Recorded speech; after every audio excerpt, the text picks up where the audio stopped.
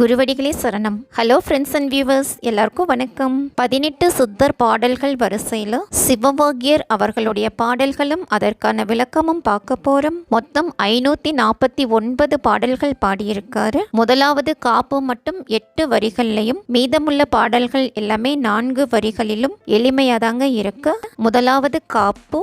அரியதோர் நமசிவாயம் ஆதி அந்தம் ஆனதும் 6 தேவர் அன்றுரைத்த மந்திரம் சுரியதோர் எழுத்தை உண்ணி சொல்லுவேன் சிவவாக்கியம் தோஷ பாவமாயை தூர தூர ஓடவே கரியதோர் முகத்தை ஒத்த கற்பகத்தை கைத்தொழ கலைகள் நூல்கள் ஞானமும் கருத்தில் வந்து உதிக்கவே பெரிய பேர்கள் சிறிய பேர்கள் கற்றுணர்ந்த பேரெல்லாம் பேயனாகி ஓதிடும் பிழை பொறுக்க வேண்டுமே.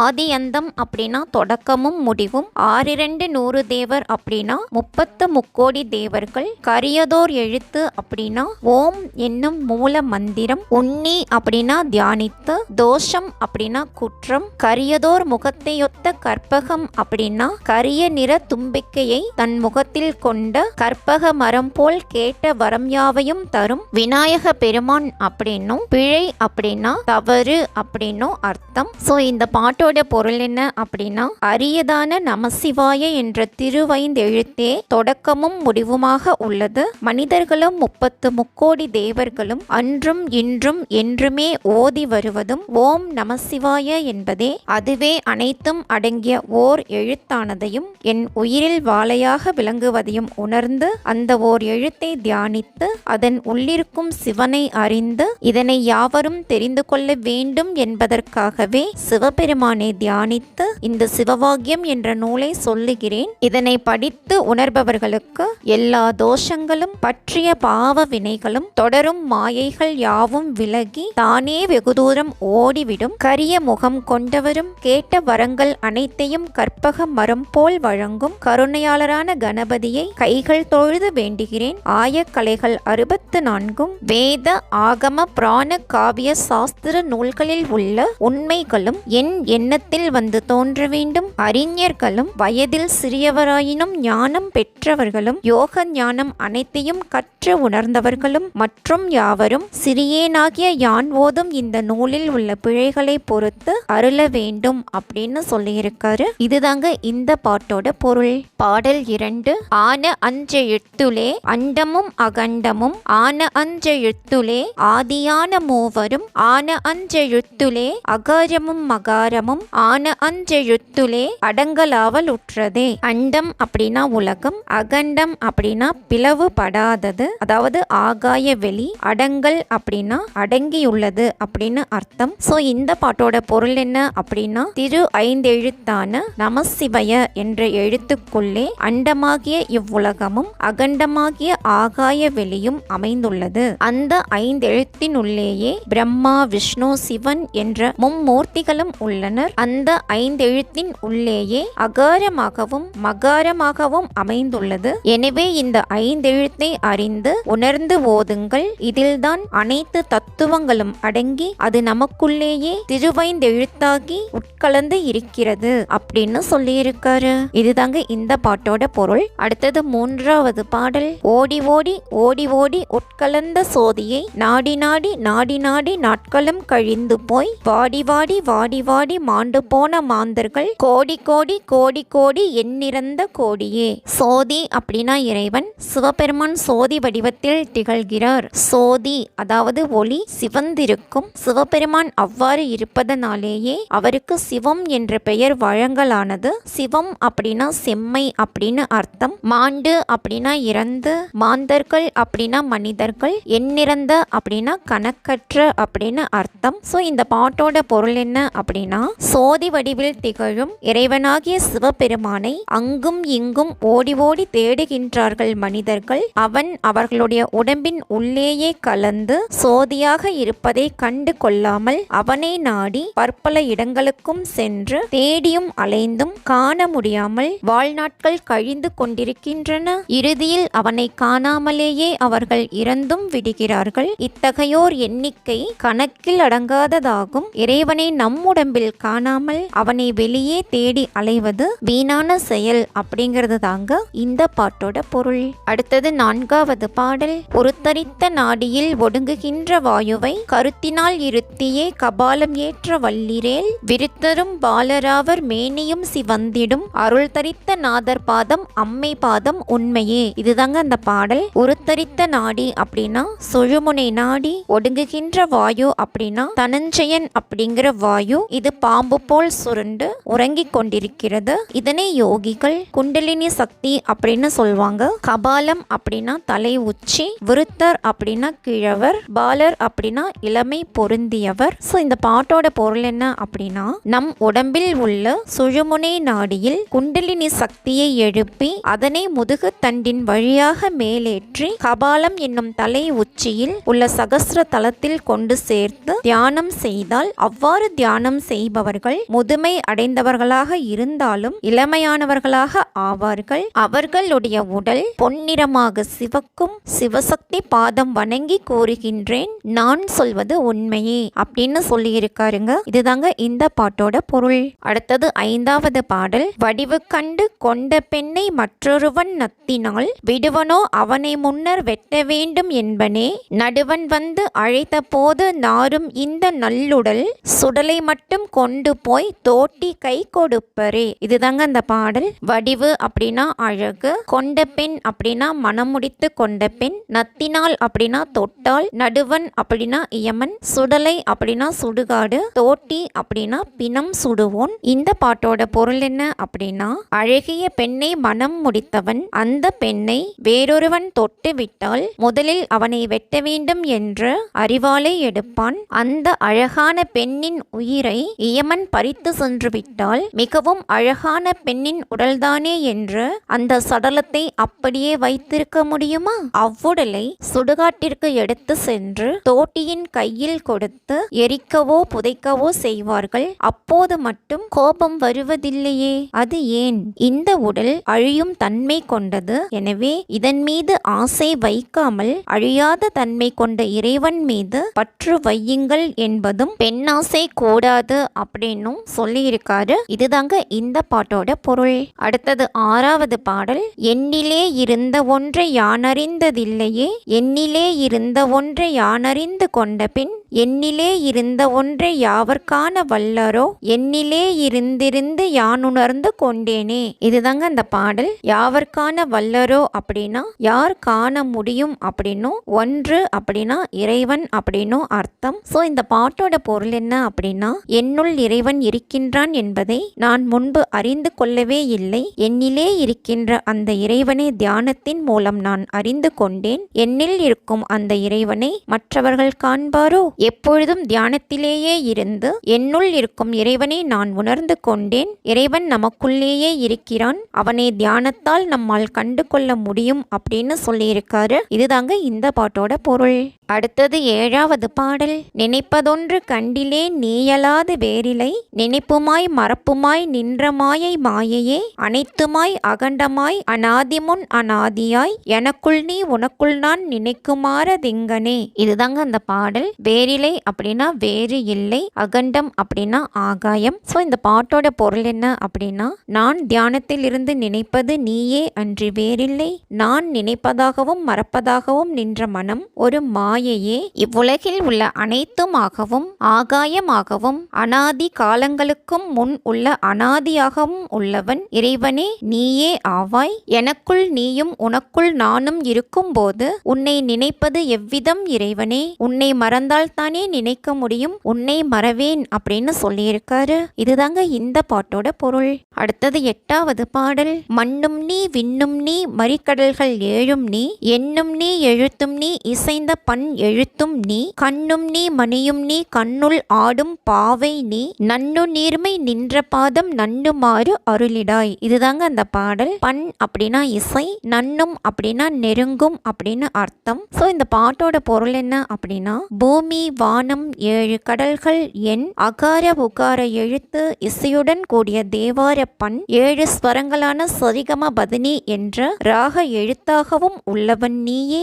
மேற்காணும் அனைத்துமாகவும் இருப்பவன் நீயே, கண்ணாகவும் கண்ணின் மணியாகவும் கண்ணுக்குள் இருக்கும் பாவையாகவும் ஆனவன் நீயே. இப்படி அனைத்துமாய் உள்ள உண்மையான பிரம்ம ஞானத்தை எனக்கு வழங்கி என்னுள் நீராகி நின்ற நினது திருவடி பாதத்தை என்றும் என் தியானத்தில் வைக்க அருளுவாய் இறைவா அப்படின்னு சொல்லியிருக்காரு. இதுதாங்க இந்த பாட்டோட பொருள்.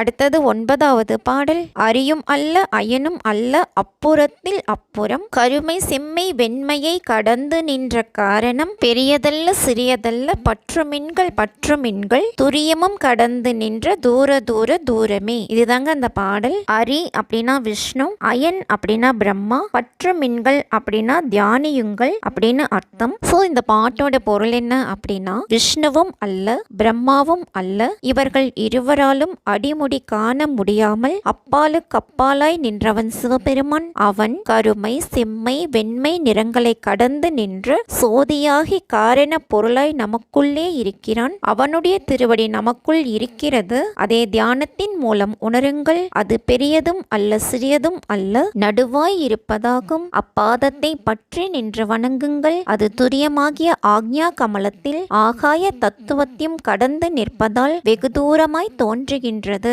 அப்படின்னு சொல்லியிருக்காரு. இதுதாங்க இந்த பாட்டோட பொருள். அடுத்தது 10வது பாடல். அந்திமாலை உச்சி மூன்றும் ஆடுகின்ற தீர்த்தமும் சந்தி தர்ப்பணங்களும் தபங்களும் செபங்களும் சிந்திமேவு ஞானமும் தினம் செபிக்கும் மந்திரம் எந்தை ராம ராம ராம ராம என்னும் நாமமே. அந்தி அப்படின்னா அதிகாலை, உச்சி அப்படின்னா மதியம், தீர்த்தம் அப்படின்னா புனித நீராடுதல், தபம் அப்படின்னா தவம், எந்தை அப்படின்னா என் தந்தை அப்படின்னு அர்த்தம். சோ இந்த பாட்டுக்கு பொருள் என்ன அப்படின்னா, அதிகாலை மதியம் மாலை இம்மூன்று நேரங்களிலும் நீராடி குளித்து விட்டு இயமம் நியமங்களுடன் இருந்து சந்தியாவந்தனம் தர்ப்பணங்கள் போன்றவைகளை செய்வதும் அரிய தவம் புரிந்து செபம் செய்வதும் இதனால் வரும் பலன்களால் சிந்தையில் எப்போதும் ஞானம் ஒன்றை மட்டுமே வைத்து தியானிப்பதால் வரும் பலன்களும் என் தந்தையாகிய ஸ்ரீ ராமபிரானின் ராம மந்திர செபம் செய்வதனாலேயே கிடைக்கும். எனவே நாள்தோறும் ராம நாமத்தை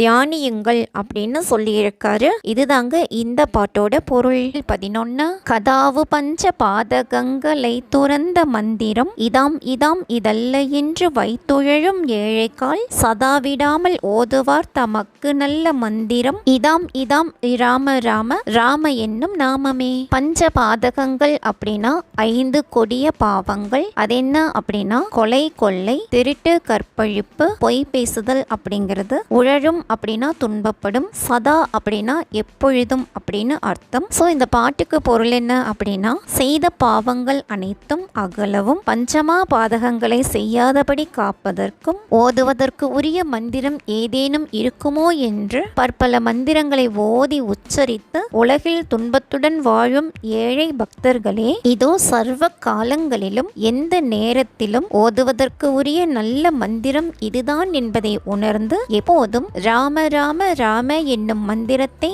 என்றும் மறக்காமல் ஓதி உயர்வடைவீராக அப்படின்னு சொல்லியிருக்காரு. இதுதாங்க இந்த பாட்டோட பொருள். அடுத்தது 12வது பாடல். நானதேது நீயதேது நடுவில் நின்றதேதடா கோணதேது குருவதேது கூறிடும் குலாமரே ஆனதேது அழிவதேது அப்புறத்தில் அப்புறம் ஈனதேது ராம ராம ராம என்ற நாமமே. கோன் அப்படின்னா அரசன், குலாமரே அப்படின்னா அறிவிலிகளே அப்படின்னு அர்த்தம். சோ இந்த பாட்டுக்கு பொருள் என்ன அப்படின்னா, நான் என்று ஆனது எது, நீ என்பது எது, நமக்குள் நடுவாக நின்றது எது, அரசனாகி இவ்வுடலை ஆட்சி செய்வது எது, குருவாக அமைந்திருப்பது எது, இதற்கு பதில் கூறுங்கள் அறிவிலிகளே. ஆதியாக ஆனது எது, அழியும் உடலில் அழியாத பொருளாய் நின்றது எது, நம் உடம்பிலேயே அப்புறத்திற்கு அப்புறமாய் வெளியாக நின்று உடல் அழிந்த பிறகும் கூட வருவது எது என்பதை சிந்தித்து அறிந்து கூறுங்கள். இவை யாவுமாக திகழ்வது ஒன்றுதான், அது ராம நாமமே என்பதை உணர்ந்து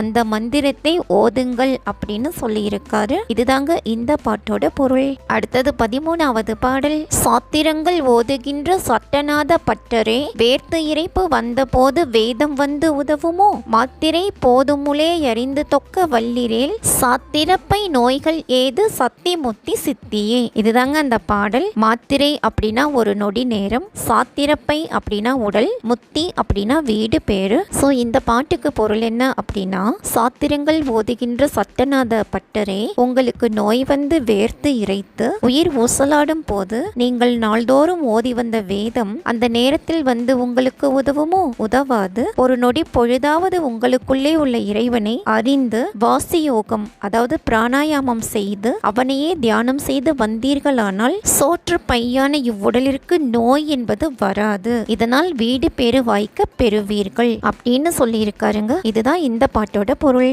அடுத்தது 14வது பாடல். 4 வேதம் ஓதுவீர் ஞானபாதம் அருகிலீர், பாலுள் நெய் கலந்தவாறு பாவிகால் அருகிலீர், ஆலமுண்ட கண்டனார் அகத்துலே இருக்கவே காலன் என்று சொல்லுவீர் கனவிலும் அஃது இல்லையே. 4 வேதம் அப்படின்னா 4 வேதங்கள். ரிக், யசூர், சாமம், அதர்வனம் அப்படிங்கிறது. ஞானபாதம் அப்படின்னா மெய்யறிவாக விளங்கும் இறைவனுடைய திருவடி அப்படின்னு அர்த்தம். அருகிலீர் அப்படின்னா அறிய மாட்டீர்கள். ஆலமுண்ட கண்டனார் அப்படின்னா சிவபெருமான். காலம் அப்படின்னா இயமன் அப்படின்னு அர்த்தம். சோ இந்த பாட்டுக்கு பொருள் என்ன அப்படின்னா, ரிக், யசூர், சாமம், அதர்வனம் என்ற 4 வேதங்களையும் ஓதுவீர்கள்.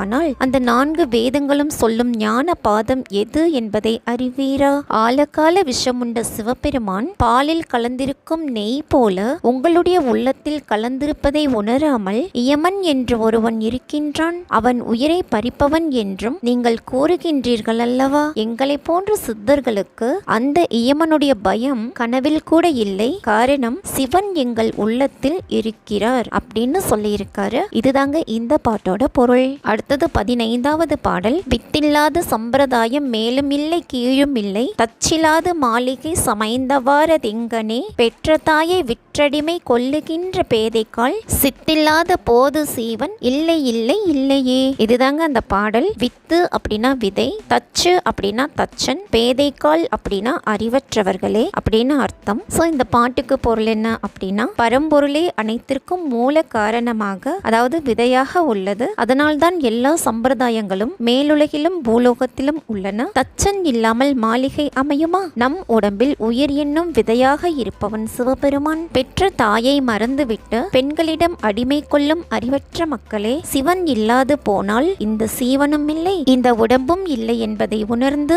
சிவபெருமானையே தியானித்து இருங்கள் அப்படின்னு சொல்லியிருக்காரு. இதுதாங்க இந்த பாட்டோட பொருள். அடுத்தது 16வது பாடல். 5 3 8 அநாதியான மந்திரம், நெஞ்சிலே நினைந்து கொண்டு நீருரு செபிப்பிரேல், பஞ்சமான பாதகங்கள் 100 கோடி செய்யினும் பஞ்சு போல் பறக்கும் என்று நான்மறைகள் பண்ணுமே. 5 3 8 அப்படின்னா 5 எழுத்தும் 3 எழுத்தும் கூடி பிறக்கும் 8 எழுத்து மந்திரமான ஓம் நமசிவய என்பது. நான்மறைகள் அப்படின்னா ரிக், யசூர், சாமம், அதர்வனம் அப்படிங்கிற 4 வேதங்கள். பண்ணும் அப்படின்னா சொல்கின்றன அப்படின்னு அர்த்தம். சோ இந்த பாட்டுக்கு பொருள் என்ன அப்படின்னா, நமசிவய என்ற திருவைந்தெழுத்தும் ஆ உ என்ற 3 எழுத்தும் இணைந்து உருவாகும் ஓம் நமசிவய என்ற 8 எழுத்து மந்திரமே அனாதியாக விளங்கும் சிவபெருமானின் மந்திரம். இந்த மந்திரத்தை உள்ளத்திலே இருத்தி கண்ணில் நீர் பெருகும்படி உரு கொடுத்து செபித்து தியானியுங்கள். அவ்வாறு நீங்கள் செபிப்பீரானால் நீங்கள் முன் பிறவியில் செய்த கணக்கற்ற பஞ்சமா பாதகங்கள் பாவங்கள் யாவும் காற்றில் பஞ்சு பறப்பது போல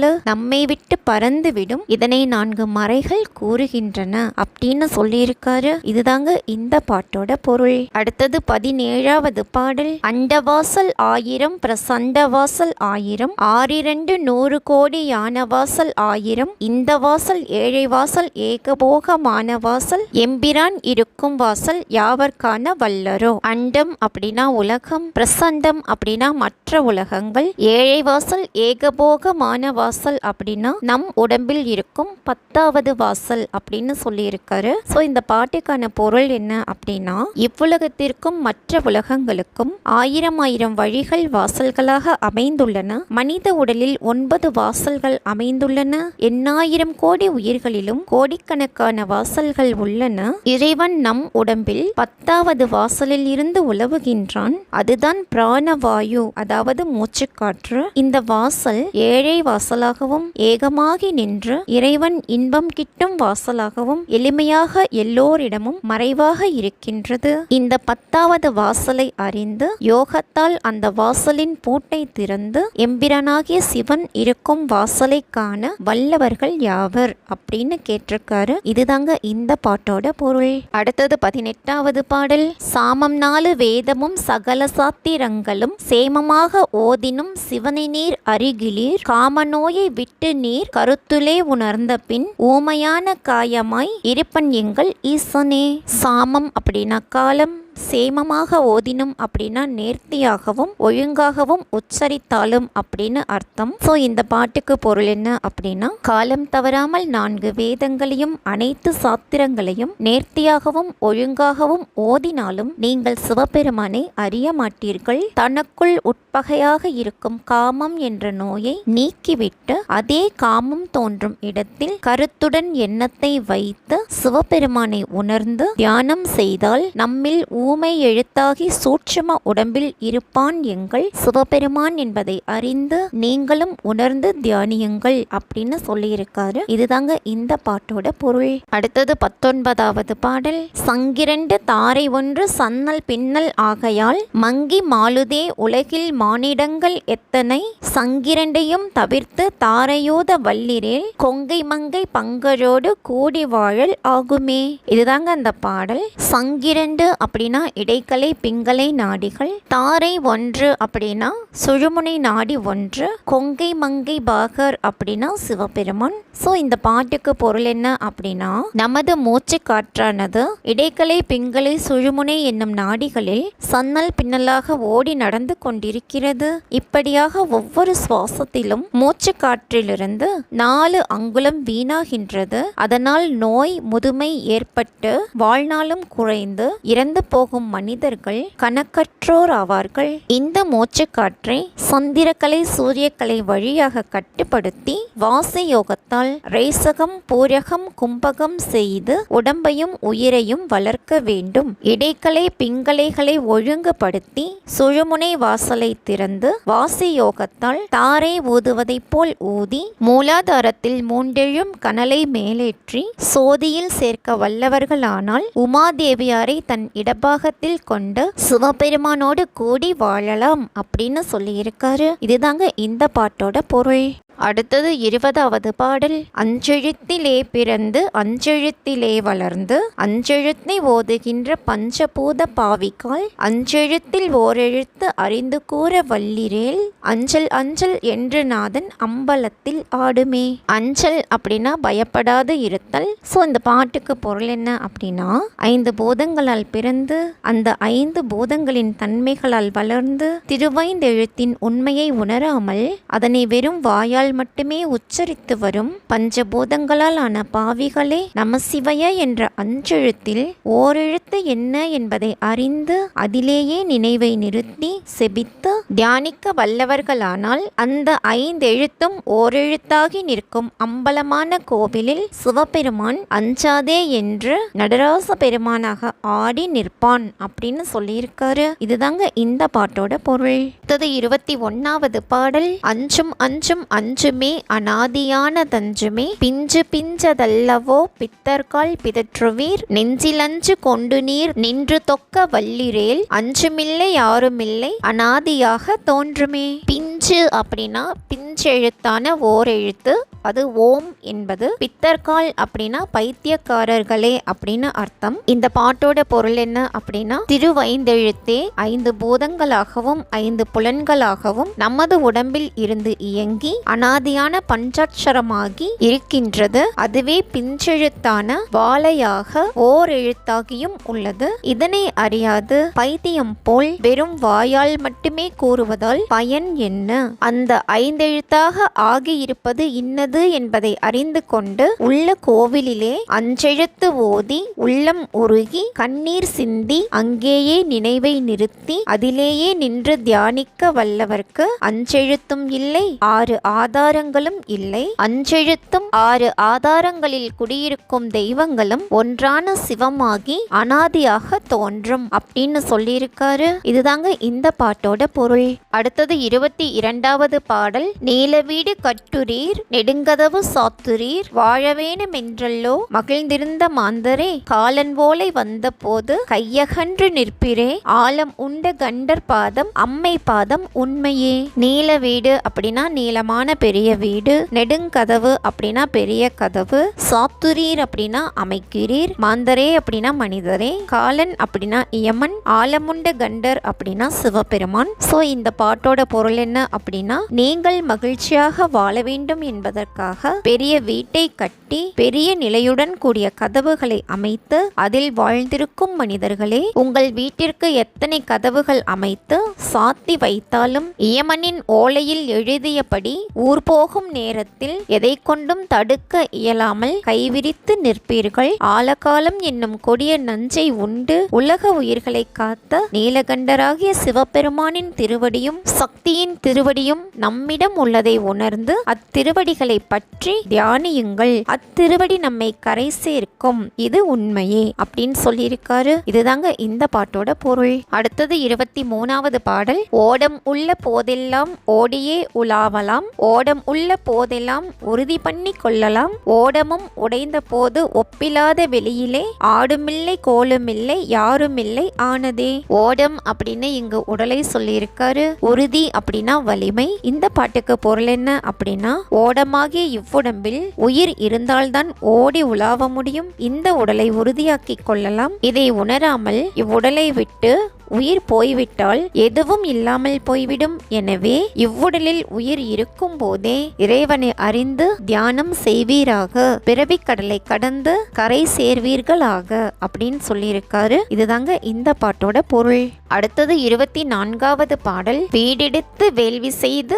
மெய்யினோடு பொய்யுமாய் மாடு மக்கள் பெண்டிர் சுற்றம் என்றிருக்கும் மாந்தர்கால் நாடு பெற்ற நடுவர் கையில் ஓலை வந்து அழைத்திடில் ஓடு பெற்ற அவ்விலை பெறாது கான் இவ்வுடலமே. இதுதாங்க அந்த பாடல். மெய் அப்படின்னா உண்மை, மாடு அப்படின்னா செல்வம், மக்கள் அப்படின்னா பிள்ளைகள், பெண்டிர் அப்படின்னா மனைவி, பெண்கள் அப்படின்னு வச்சுக்கலாம், நடுவர் அப்படின்னா யமன். சோ இந்த பாட்டுக்கு பொருள் என்ன அப்படின்னா, மெய்யாகிய வீட்டை அறியாமல் பொய்யான வாழ்வை நம்பி புது வீட்டை கட்டி வேள்வி செய்து புதுமனை புகுவிழா நடத்தி செல்வத்துடன் மக்கள் மனைவி சொந்த பந்தம் என அனைவரோடும் வாழ்ந்திருக்கும் மனிதர்களே, நடுவராகி யமன் கையில் ஓலை கிடைத்து இவ்வுயிரை கொண்டு போனால் மண்ணால் செய்த ஓடு பெறும் விலை கூட இந்த உடல் பெறாது என்பதை கண்டு உணர்ந்து கொள்வீராக. உடல் நலமாக இருக்கும் போதே இவ்வுடலில் இருக்கும் இறைவனை தியானத்தால் உணர்ந்து கொள்ள வேணும் அப்படின்னு சொல்லியிருக்காரு. இதுதாங்க இந்த பாட்டோட பொருள். அடுத்தது 25வது பாடல். அண்ணலே அனாதியே அனாதிமுன் அனாதியே பெண்ணும் ஆணும் ஒன்றலோ பிறப்பதற்கு முன்னெல்லாம் கண்ணில் ஆணின் சுக்கிலம் கருவில் ஓங்கும் நாளிலே மண்ணுளோரும் விண்ணுளோரும் வந்தவாறு எங்கனே. அண்ணல் அப்படின்னா தலைவன் இறைவன் அப்படின்னு அர்த்தம். சுக்கிலம் அப்படின்னா விந்து, விண்ணுளோர் அப்படின்னா தேவர்கள். சோ இந்த பாட்டுக்கு பொருள் என்ன அப்படின்னா, நம் உயிரில் ஆதி அனாதி அந்தமாக இருப்பவன் சிவபெருமானே. பிறப்பதற்கு முன்பெல்லாம் ஆணும் பெண்ணும் ஒன்றுதான். ஆணின் கண்ணில் நினைவாக தோன்றி அவனிடம் சுக்கிலமாக உற்பத்தியாகி உருவாகின்றது. அப்போதே ஆன்மாவில் இறைவன் நுழைந்து விடுகிறான். பின்னரே உருவாகி ஆன்மா வளர்கின்றது. இப்படித்தான் மண்ணுலகில் வாழும் மனிதர்களும் விண்ணுலகில் வாழும் தேவர்களும் தோன்றினார்கள் அப்படின்னு சொல்லியிருக்காரு. இதுதாங்க இந்த பாட்டோட பொருள். அடுத்தது 26வது பாடல். பண்டு நான் பறித்து எறிந்த பன்மலர்கள் எத்தனை, பாழிழே செபித்து விட்ட மந்திரங்கள் எத்தனை, மிண்டனாய் திரிந்த போது இறைத்த நீர்கள் எத்தனை, மேலவும் சிவாலயங்கள் சூழ வந்தது என்பது எத்தனை? இதுதாங்க அந்த பாடல். பண்டு அப்படின்னா முன்பு, பன் மலர்கள் அப்படின்னா பல வகையான மலர்கள், பாழிழே அப்படின்னா வீணாக, மிண்டன் அப்படின்னா மோர்கன் அப்படின்னு அர்த்தம். ஸோ இந்த பாட்டுக்கு பொருள் என்ன அப்படின்னா, முன்பு நான் வீணாய் பறித்த எரிந்த பல்வகையான மலர்கள் எத்தனையோ, வீணாக செபித்துவிட்ட மந்திரங்கள் எத்தனையோ, இளைஞனாக இருந்தபோது மூர்க்கத்தனம் கொண்டு திரிந்த போது சிற்றின்பத்தில் இறைத்த நீர் எத்தனையோ, இம்மாதிரியான பாவங்களை செய்து அவை அகல வேண்டி சுற்றி வந்த சிவாலயங்கள் எத்தனையோ அப்படின்னு சொல்லியிருக்காரு. இதுதாங்க இந்த பாட்டோட பொருள். அடுத்தது 27வது பாடல். அண்டர்கோன் இருப்பிடம் அறிந்து உணர்ந்த ஞானிகள் பண்டறிந்த பான்மை தன்னை யார் அறிய வல்லரோ, விண்டவேத பொருளை அன்றி வேறு கூற வகையிலா கண்ட கோயில் தெய்வமென்று கையெடுப்பது இல்லையே. அண்டர்கோன் அப்படின்னா இறைவன் அப்படின்னு அர்த்தம். ஸோ இந்த பாட்டுக்கு பொருள் என்ன அப்படின்னா, உலகங்கள் அனைத்திற்கும் அரசனான சிவபெருமானை அவன் தனக்குள் ஆட்சி செய்யும் இடம் எது என அறிந்து உணர்ந்த ஞானிகள் அவனையே தியானிப்பர். அவர்கள் இந்த உண்மையை அறிவதற்காக பட்ட பாட்டினை யாராவது அறிய முடியுமா? வேதங்கள் வெளிப்படுத்தும் மெய்ப்பொருளை ஈசனாக அறிந்தவர்கள், தனக்குள்ளே இறைவனை கண்ட அதே தெய்வம் என உணர்ந்தவர்கள், கண்ட கோயில்களையும் அதில் வாழும் தெய்வங்களையும் கண்டு வணங்க மாட்டார்கள். இறைவனை உள்ளத்தில் கண்டு வழிபட வேண்டும் அப்படின்னு சொல்லியிருக்காரு. இதுதாங்க இந்த பாட்டோட பொருள். அடுத்தது 28வது பாடல். தூரம் தூரம் தூரம் என்று சொல்லுவார்கள் சோம்பர்கள், பாரும் விண்ணும் எங்குமாய் பரந்த அப்பராபரம், ஊரு நாடு காடு தேடி உழன்று தேடும் ஊமைக்கால் நேரதாக உம்முள்ளே அறிந்துணர்ந்து கொள்ளுமே. இதுதாங்க இந்த பாடல். சோம்பர்கள் அப்படின்னா சோம்பேறிகள், பார் அப்படின்னா மண்ணுலகம், பராபரம் அப்படின்னா இறைவன், உழன்று அப்படின்னா வருந்தி இல்லைன்னா துன்பப்பட்டு அப்படியும் எடுத்துக்கலாம். ஸோ இந்த பாட்டோட பொருள் என்ன அப்படின்னா, இறைவன் வெகு தூரத்தில் இருக்கின்றான் என்று சொல்பவர்கள் சோம்பேறிகள் ஆவார்கள். இறைவன் பார்க்கும் இடமெங்கும் நீக்கமர நிறைந்து மண்ணாகவும் விண்ணாகவும் எங்கும் பறந்து இருக்கின்றான். அத்தகைய இறைவனை பல ஊர்களிலும் பல நாடுகளிலும் காடுகளிலும் மலைகளிலும் துன்பப்பட்டு அலைந்து தேடும் ஊமைகளே, அந்த இறைவன் உமக்குள் இருப்பதை உணர்ந்து தியானத்தின் மூலம் அவனை அறிந்து கொள்ளுங்கள் அப்படின்னு சொல்லியிருக்காரு. இதுதாங்க இந்த பாட்டோட பொருள். அடுத்தது 29வது பாடல். தங்கம் ஒன்று ரூபம் வேறு தன்மையானவாறு போல் செங்கன்மாலும் ஈசனும் சிறந்திருந்தது உம்முலே, விங்கலங்கள் பேசுவார் விளங்குகின்ற மாந்தரே, எங்குமாகி நின்ற நாமம் நாமம் இந்த நாமமே. இதுதாங்க அந்த பாடல். ரூபம் அப்படின்னா வடிவம், விங்கலம் அப்படின்னா பேதம் அதாவது பிரிவினை. இந்த பாட்டோட பொருள் என்ன அப்படின்னா, தங்கம் என்ற ஒரு பொருளில் இருந்தே நாம் அணிந்து கொள்ளும் பல வகையான அணிகலன்கள் உருவாகின்றன. அது போலவே ஒன்றான பிரம்மத்தில் இருந்தே திருமாலும் ஈசனும் சிறந்த மெய் பொருளில் அமர்ந்திருந்து நமக்குள்ளே இருக்கின்றார்கள். இதனை அறியாமல் விஷ்ணு வேறு ஈசன் வேறு என்று பேதம் பேசி வாழ்பவர்களின் வாழ்வு விளங்காது அப்படின்னும், சிவனும் விஷ்ணுவும் ஒன்றே அப்படின்னும், அவர்களின் நாமம் ஒன்றாகி இந்த உலகமெங்கும் ஒலிக்கின்றது அப்படின்னு சொல்லியிருக்காரு. இதுதாங்க இந்த பாட்டோட பொருள். அடுத்தது பாடல் 30. நெருப்பை மூட்டி நெய்யை விட்டு நித்தம் நித்தம் நீரிலே விருப்பமோடு நீர் குளிக்கும் வேத வாக்கியம் கேளுமின், நெருப்பும் நீரும் உம்முளே நினைந்து கூற வல்லிரேல், சுருக்கமற்ற சோதியை தொடர்ந்து கூடல் ஆகுமே. நித்தம் அப்படின்னா நாள்தோறும், சுருக்கமற்ற சோதி அப்படின்னா இறைவன். ஸோ இந்த பாட்டோட பொருள் என்ன அப்படின்னா, நாள்தோறும் குளித்து விட்டு நெருப்பை மூட்டி அதில் நெய் வார்த்து வேதம் ஓதும் வேதியரே, அந்த வேதங்கள் கூறுகின்ற மெய்ப்பொருளை உணர்வீராக, சிகாரமான அதை சிவய நம என்ற திருவைந்தெழுத்தால் நினைத்து தியானிப்பீரானால் அம்மெய்ப்பொருள் சுருக்கமே அற்ற சோதியாக இருப்பதை உணருங்கள். இதனை முறையாக செய்து வந்தால் ஈசனோடு நீங்கள் சேர்ந்து வாழலாம் அப்படின்னு சொல்லியிருக்காரு. இதுதாங்க இந்த பாட்டோட பொருள். இப்போ நம்ம பார்க்க போற பாடல் 31. பாட்டிலாத பரமனை பரமலோகநாதனை நாட்டிலாத நாதனை நாரிமங்கை பாகனை கூட்டி மெல்ல வாய்ப்புதைத்து குணுகுணுத்த மந்திரம் வேட்டக்காரர் குசுகுசுப்பை கூப்பிடா முடிந்ததே. இதுதாங்க அந்த பாடல். நாரிமங்கை பாகன் அப்படின்னா சிவபெருமான், குசுகுசு அப்படின்னா வேட்டைக்காரர்களின் ரகசிய பாஷை அப்படின்னு அர்த்தம். ஸோ இந்த பாட்டோட பொருள் என்ன அப்படின்னா, பாட்டுகள் யாவும் பரமனையே பாடுகின்றன, அனைத்து உலகங்களுக்கும் அவனே நாதன், எல்லா நாடும் அவன் நாடு, மௌனமாக விளங்க விளங்கும் அவனே நாதமாகவும் விந்தாகவும் விளங்குகின்றான். உமாதேவியாருக்கு தன் இடப்பாகம் தந்த சிவபெருமானை தம் உடலிலேயே இருப்பதை அறிந்து மௌன நிலையில் ஓத வேண்டிய மந்திரமே ஓம் நம சிவாய. அவனை எண்ணி தியானம் செய்ய பிராணாயாமம் எனப்படும் வாசி யோகம் தெரிய வேண்டும். அது இரவில் வேட்டைக்கு செல்லும் வேட்டைக்காரர்கள் மற்றவர்களிடம் பேசி தெரிவிக்க குசுகுசுவென்றே கூப்பிடுவர். இந்த ரகசியமான பாஷையை அறிந்து அதன்படி வாசியோகம் செய்து வந்தால் இப்பிறவி எனும் நோய் முடிந்து ஈசன் திருவடி கிட்டும் அப்படின்னு சொல்லியிருக்காரு. இதுதாங்க இந்த பாட்டோட பொருள். அடுத்தது 32வது பாடல். செய்யதெங்கிலே இளநீர் சேர்ந்த காரணங்கள் போல் ஐயன் வந்து என்னுளம் புகுந்து கோயில் கொண்டனன். ஐயன் வந்து என்னுளம் புகுந்து கோயில் கொண்ட பின் வையகத்தில் மாந்தர் முன்னம் வாய்த்திருப்பது இல்லையே. இதுதாங்க அந்த பாடல். தெங்கு அப்படின்னா தேங்காய், தென்னை அப்படின்னு சொல்லலாம். ஐயன் அப்படின்னா இறைவன், வையகம்னா உலகம், மாந்தர் அப்படின்னா மனிதர், முன்னம் அப்படின்னா முன்னிலையில் அப்படின்னு அர்த்தம். சோ இந்த பாட்டுக்கு பொருள் என்ன அப்படின்னா, தேங்காயின் உள்ளே இளநீர் எப்படி சேர்ந்துள்ளதோ அது போலவே ஈசன் எனது உள்ளத்தில் புகுந்து கோவில் கொண்டு இருக்கின்றான். அவ்வாறு இறைவன் என்னுள் வந்து கோவில் கொண்ட பின் இவ்வுலகத்தில் உள்ள ஆசை வயப்பட்ட மனிதர்கள் முன்பு நான் வாய் திறந்து பேசுவது இல்லை அப்படின்னு சொல்லியிருக்காரு. இதுதாங்க இந்த பாட்டோட பொருள். அடுத்தது பாடல் 33. மாறுபட்ட மணி துளக்கி வண்டின் எச்சில் கொண்டு போய் ஊறுபட்ட கல்லின் மீது ஊற்றுகின்ற மூடரே, மாறுபட்ட தேவரும் அறிந்து நோக்கும் என்னையும் கூறுபட்டு தீர்க்கவோ குருக்கள் பாதம் வைத்ததே. இதுதாங்க அந்த பாடல். ஊறுபட்ட கல் அப்படின்னா உளியினால் உடைத்து செதுக்கப்பட்ட கல், மூடரே அப்படின்னா அறிவற்றவரே, பாதம் அப்படின்னா திருவடி. சோ இந்த பாட்டுக்கு பொருள் என்ன அப்படின்னா,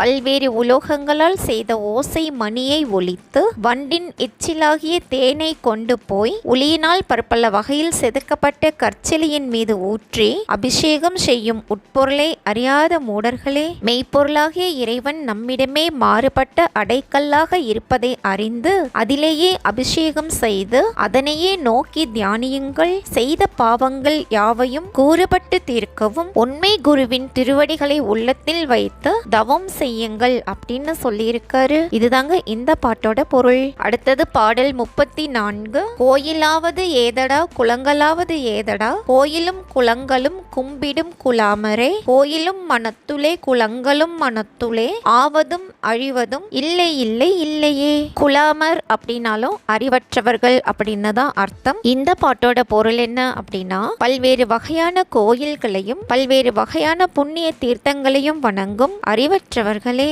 அங்கனம் நீங்கள் அவற்றை வணங்குவதால் உங்களுக்கு கிடைக்கும் பயன்தான் என்ன? ஒன்றுமில்லை. கோவில் என்பதும் குளம் என்பதும் உங்களுடைய மனத்தின் கண்ணே ஆகும். புற கோயில்கள் குளங்கள் ஒரு நாள் அழிந்து போகும். மனக்கோயிலும் மனக்குளமும் என்றும் அழியாமல் இருக்கும். இறைவனும் உங்கள் மனத்துள்ளேயே குடிக்கொண்டிருக்கிறான் என்பதை உணர்ந்து அவனை தியானத்தால் வழிபடுவீராக அப்படின்னு சொல்லியிருக்காரு. இதுதாங்க இந்த பாட்டோட பொருள். அடுத்தது பாடல் 35. செங்கலும் கருங்கலும் சிவந்த சாதி லிங்கமும் செம்பிலும் தராவிலும் சிவன் இருப்பன் என்கிறீர். உம்பதம் அறிந்து நீர் உம்மை நீர் அறிந்த பின் அம்பலம் நிறைந்த நாதர் ஆடல் பாடல் ஆகுமே. தரா அப்படிங்கிறதும் ஒரு வகை உலோகம் தான். அம்பலம் அப்படின்னா திருச்சிற்றம்பலம், நாதர் அப்படின்னா சிவபெருமான். இந்த பாட்டுக்கு பொருள் என்ன அப்படின்னா, செங்கல்லாலும் கருங்கல்லினாலும் சிவந்த சாதி லிங்கத்தினாலும் செம்பினாலும் தராவினாலும் செய்த சிலைகளிலும் சிவபெருமான் இருக்கின்றான் என்கிறீர்களே, உங்களிடமே சிவபெருமான் இருப்பதை நீங்கள் அறிவீர்களா? உங்களை நீங்களே அறிந்து உமக்குள்ளே இருக்கும் சிவபெருமானை உணர்ந்து அவன் திருவடியை பற்றி அவனையே எண்ணி ஞான யோகம் செய்து உங்களை நீங்கள் உணர்ந்து கொள்ளுங்கள். உங்களுக்குள்ளே திருச்சிற்றம்பலமாக விளங்கும் இடத்தில் சிவபெருமானின் திரு நடனத்தையும் அதனால் அடையும் நாத லயமும் கிடைத்து மகிழலாம் அப்படின்னு சொல்லியிருக்காரு. இதுதாங்க இந்த பாட்டோட பொருள். அடுத்தது பாடல் 36. பூசை பூசை என்று நீர் பூசை செய்யும் பேதைக்கால் பூசையுள்ள தன்னிலே பூசை கொண்டது எவ்விடம்? ஆதி பூசை கொண்டதோ அநாதி பூசை கொண்டதோ ஏது பூசை கொண்டதோ இன்னதென்று இயம்புமே. பேதைக்கால் அப்படின்னா அறிவற்றவர்களே, ஆதி அப்படின்னா சக்தி சக்தி, அனாதி அப்படின்னா சிவன், இயம்புமே அப்படின்னா கூறுங்களே அப்படின்னு அர்த்தம். ஸோ இந்த பாட்டுக்கு பொருள் என்ன அப்படின்னா, எப்பொழுதும் பூசை செய்யும் பக்தர்களே, பூசை என்றால் என்ன என்பதை நீங்கள் அறிவீர்களா? பூ என்பது நம் மெல்லிய ஆன்மா, சை என்பது அசையாமல் நிறுத்துவது. இதுவே பூசையின் உண்மை பொருள். இந்த பூசையை நமக்குள்ளேதான் செய்ய வேண்டும். இதை விட்டு நீங்கள் செய்கின்ற புற பூசைகள் எவையும் பூசை ஆகாது. அவை சடங்குகளே ஆகும். ஆதியான சக்தியோ அனாதியான சிவமோ இந்த புற பூசைகளை ஏற்றுக்கொண்டார்களா? இல்லை. எனவே அகப்பூசை செய்து இறைவனை தியானியுங்கள், அதனை இறைவனும் ஏற்றுக்கொள்வான் அப்படின்னு சொல்லியிருக்காரு. இதுதாங்க இந்த பாட்டோட பொருள். அடுத்தது பாடல் 37. இருக்கு 4 வேதமும் எழுத்தை அற ஓதினும் பெருக்க நீரு பூசினும் பிதற்றினும் பிரான் இரான் உருக்கி நெஞ்சை உட்கலந்து உண்மை கூற வல்லிரேல் சுருக்கமற்ற சோதியை தொடர்ந்து கூடல் ஆகுமே. இதுதாங்க அந்த பாடல். அற ஓதினம் அப்படின்னா முழுமையாக ஓதினாலும் அப்படின்னும், பெருக்க நீரு பூசுதல் அப்படின்னா உடல் முழுமையும் திருநீரு பூசுதல் அப்படின்னும், சோதி அப்படின்னா இறைவன் அப்படின்னும் அர்த்தம். சோ இந்த பாட்டுக்கு பொருள் என்ன அப்படின்னா, ரிக் உட்பட 4 வேதங்களையும் மனப்பாடம் செய்து நன்கு ஓதினாலும், உடல் முழுக்க விபூதி பூசினாலும், சிவசிவ என வெறும் வாயால் பிதற்றுவதிலும் எம்பிரான் ஆகிய சிவபெருமான் இருப்பதில்லை. நமக்குள்ளேயே உள்ள சிவனை அறிந்து நெஞ்சுருகி கண்ணில் நீர்மல்கி கசிந்து தியானிக்க வேண்டும். அந்த உண்மையான மெய்ப்பொருளை உணர்ந்து தொடர்ந்து தியானம் செய்தால் சுருக்கமில்லாத சோதியான அந்த இறைவனோடு கூடி வாழலாம் அப்படின்னு சொல்லியிருக்காரு. இதுதாங்க இந்த பாட்டோட பொருள். அடுத்தது பாடல் 38. களத்தில் வார்த்து வைத்த நீர் கடுத்த தீ முடுக்கினால் களத்திலே கரந்ததோ கடுத்த தீ குடித்ததோ நிலத்திலே கரந்ததோ நீள் விசும்பு கொண்டதோ மனத்தின் மாயை நீக்கியே மனத்துள்ளே கரந்ததோ. இதுதாங்க அந்த பாடல். களம் அப்படின்னா பாத்திரம், கடுத்த தீ அப்படின்னா மூண்டெரியும் நெருப்பு, கரந்ததோ அப்படின்னா ஒளிந்து கொண்டதோ அப்படின்னும், நீள் விசும்பு அப்படின்னா பரந்த ஆகாயம் அப்படின்னும் அர்த்தம். சோ இந்த பாட்டுக்கு பொருள் என்ன அப்படின்னா, பாத்திரம் ஒன்றில் பிடித்து வைத்த நீரை சூடேற்றினால் அப்பானையில் உள்ள நீரானது ஆவியாகிவிடும். அப்பாத்திரத்தில் வைத்த நீரானது அதிலேயே கரைந்து மறைந்ததா அல்லது கடுமையாக எரியவிட்ட தீ குடித்து விட்டதா? நிலமாகிய மண்ணில் மறைந்ததா அல்லது நீளமான பரந்த ஆகாயத்தை அடைந்ததா என்பதை சிந்திப்பீராக. அந்த நீரானது ஆவியாகி ஆகாயத்தை அடைந்ததுதான் உண்மை என்பதை புரிந்து கொண்டு நம் மனதில் உள்ள மாயையான பாவங்களையும் குற்றங்களையும் நீக்கி அதே மனத்தை இறைவனிடம் செலுத்தி தியானம் செய்தால் நம் ஆன்மாவை மனமாகிய ஆகாயத்தில் வெட்ட வெளியில் கரைக்கலாம் அப்படின்னு சொல்லியிருக்காரு. இதுதாங்க இந்த பாட்டோட பொருள். அடுத்தது பாடல் 39. பறைச்சியாவது ஏதடா பணத்தியாவது ஏதடா இறைச்சி தோல் எலும்பினும் இலக்கமிட்டு இருக்குதே பறைச்சி போகம் வேறதோ பணத்தி போகம் வேறதோ பறைச்சியும் பணத்தியும் பகுத்து பாரும் உம்முலே. இதுதாங்க அந்த பாடல். பறைச்சி அப்படின்னா இழி குலத்தவள், பணத்தி அப்படின்னா பார்ப்பனத்தி, இறைச்சி அப்படின்னா மாமிசம், இலக்கம் அப்படின்னா பெயர், போகம் அப்படின்னா இன்பம். சோ இந்த பாட்டுக்கு பொருள் என்ன அப்படின்னா, பறைச்சி என்ற பார்ப்பனத்தி என்றும் வேறு இழி பிரிவுகள் இல்லை. மாமிசம், எலும்பு, தோல் இவற்றில் எல்லாம் இது பறைச்சியினுடையது, இது பார்ப்பனத்தியினுடையது என பெயர் எழுதப்பட்டுள்ளதா என்ன? இல்லை அல்லவா? பறைச்சியிடம் அனுபவிக்கும் இன்பம் வேறாகவும் பார்ப்பனத்தியிடம் அனுபவிக்கும் இன்பம் வேறாகவும் இருக்கிறதா? இல்லை அல்லவா? ஆக எந்த வேறுபாடும் பார்க்க கூடாது. இதை நீயே உன்னுடைய பகுத்தறிவால் பகுத்து உணர்ந்து பார்ப்பாயாக. சாதி வேறுபாடுகள் கூடாது என்பதை இந்த பாடல் மூலமாக வலியுறுத்துகிறார் சிவவாக்கியர். இதுதாங்க இந்த பாட்டோட பொருள். அடுத்தது பாடல் 40. வாயிலே குடித்த நீரை எச்சில் என்று சொல்லுறீர் வாயிலே குதப்பு சொல் வேதமென பட கடவதே வாயில் எச்சில் போகவென்று நீர்தனை குடிப்பீர்கால் வாயில் எச்சில் போன வண்ணம் வந்திருந்து சொல்லுமே.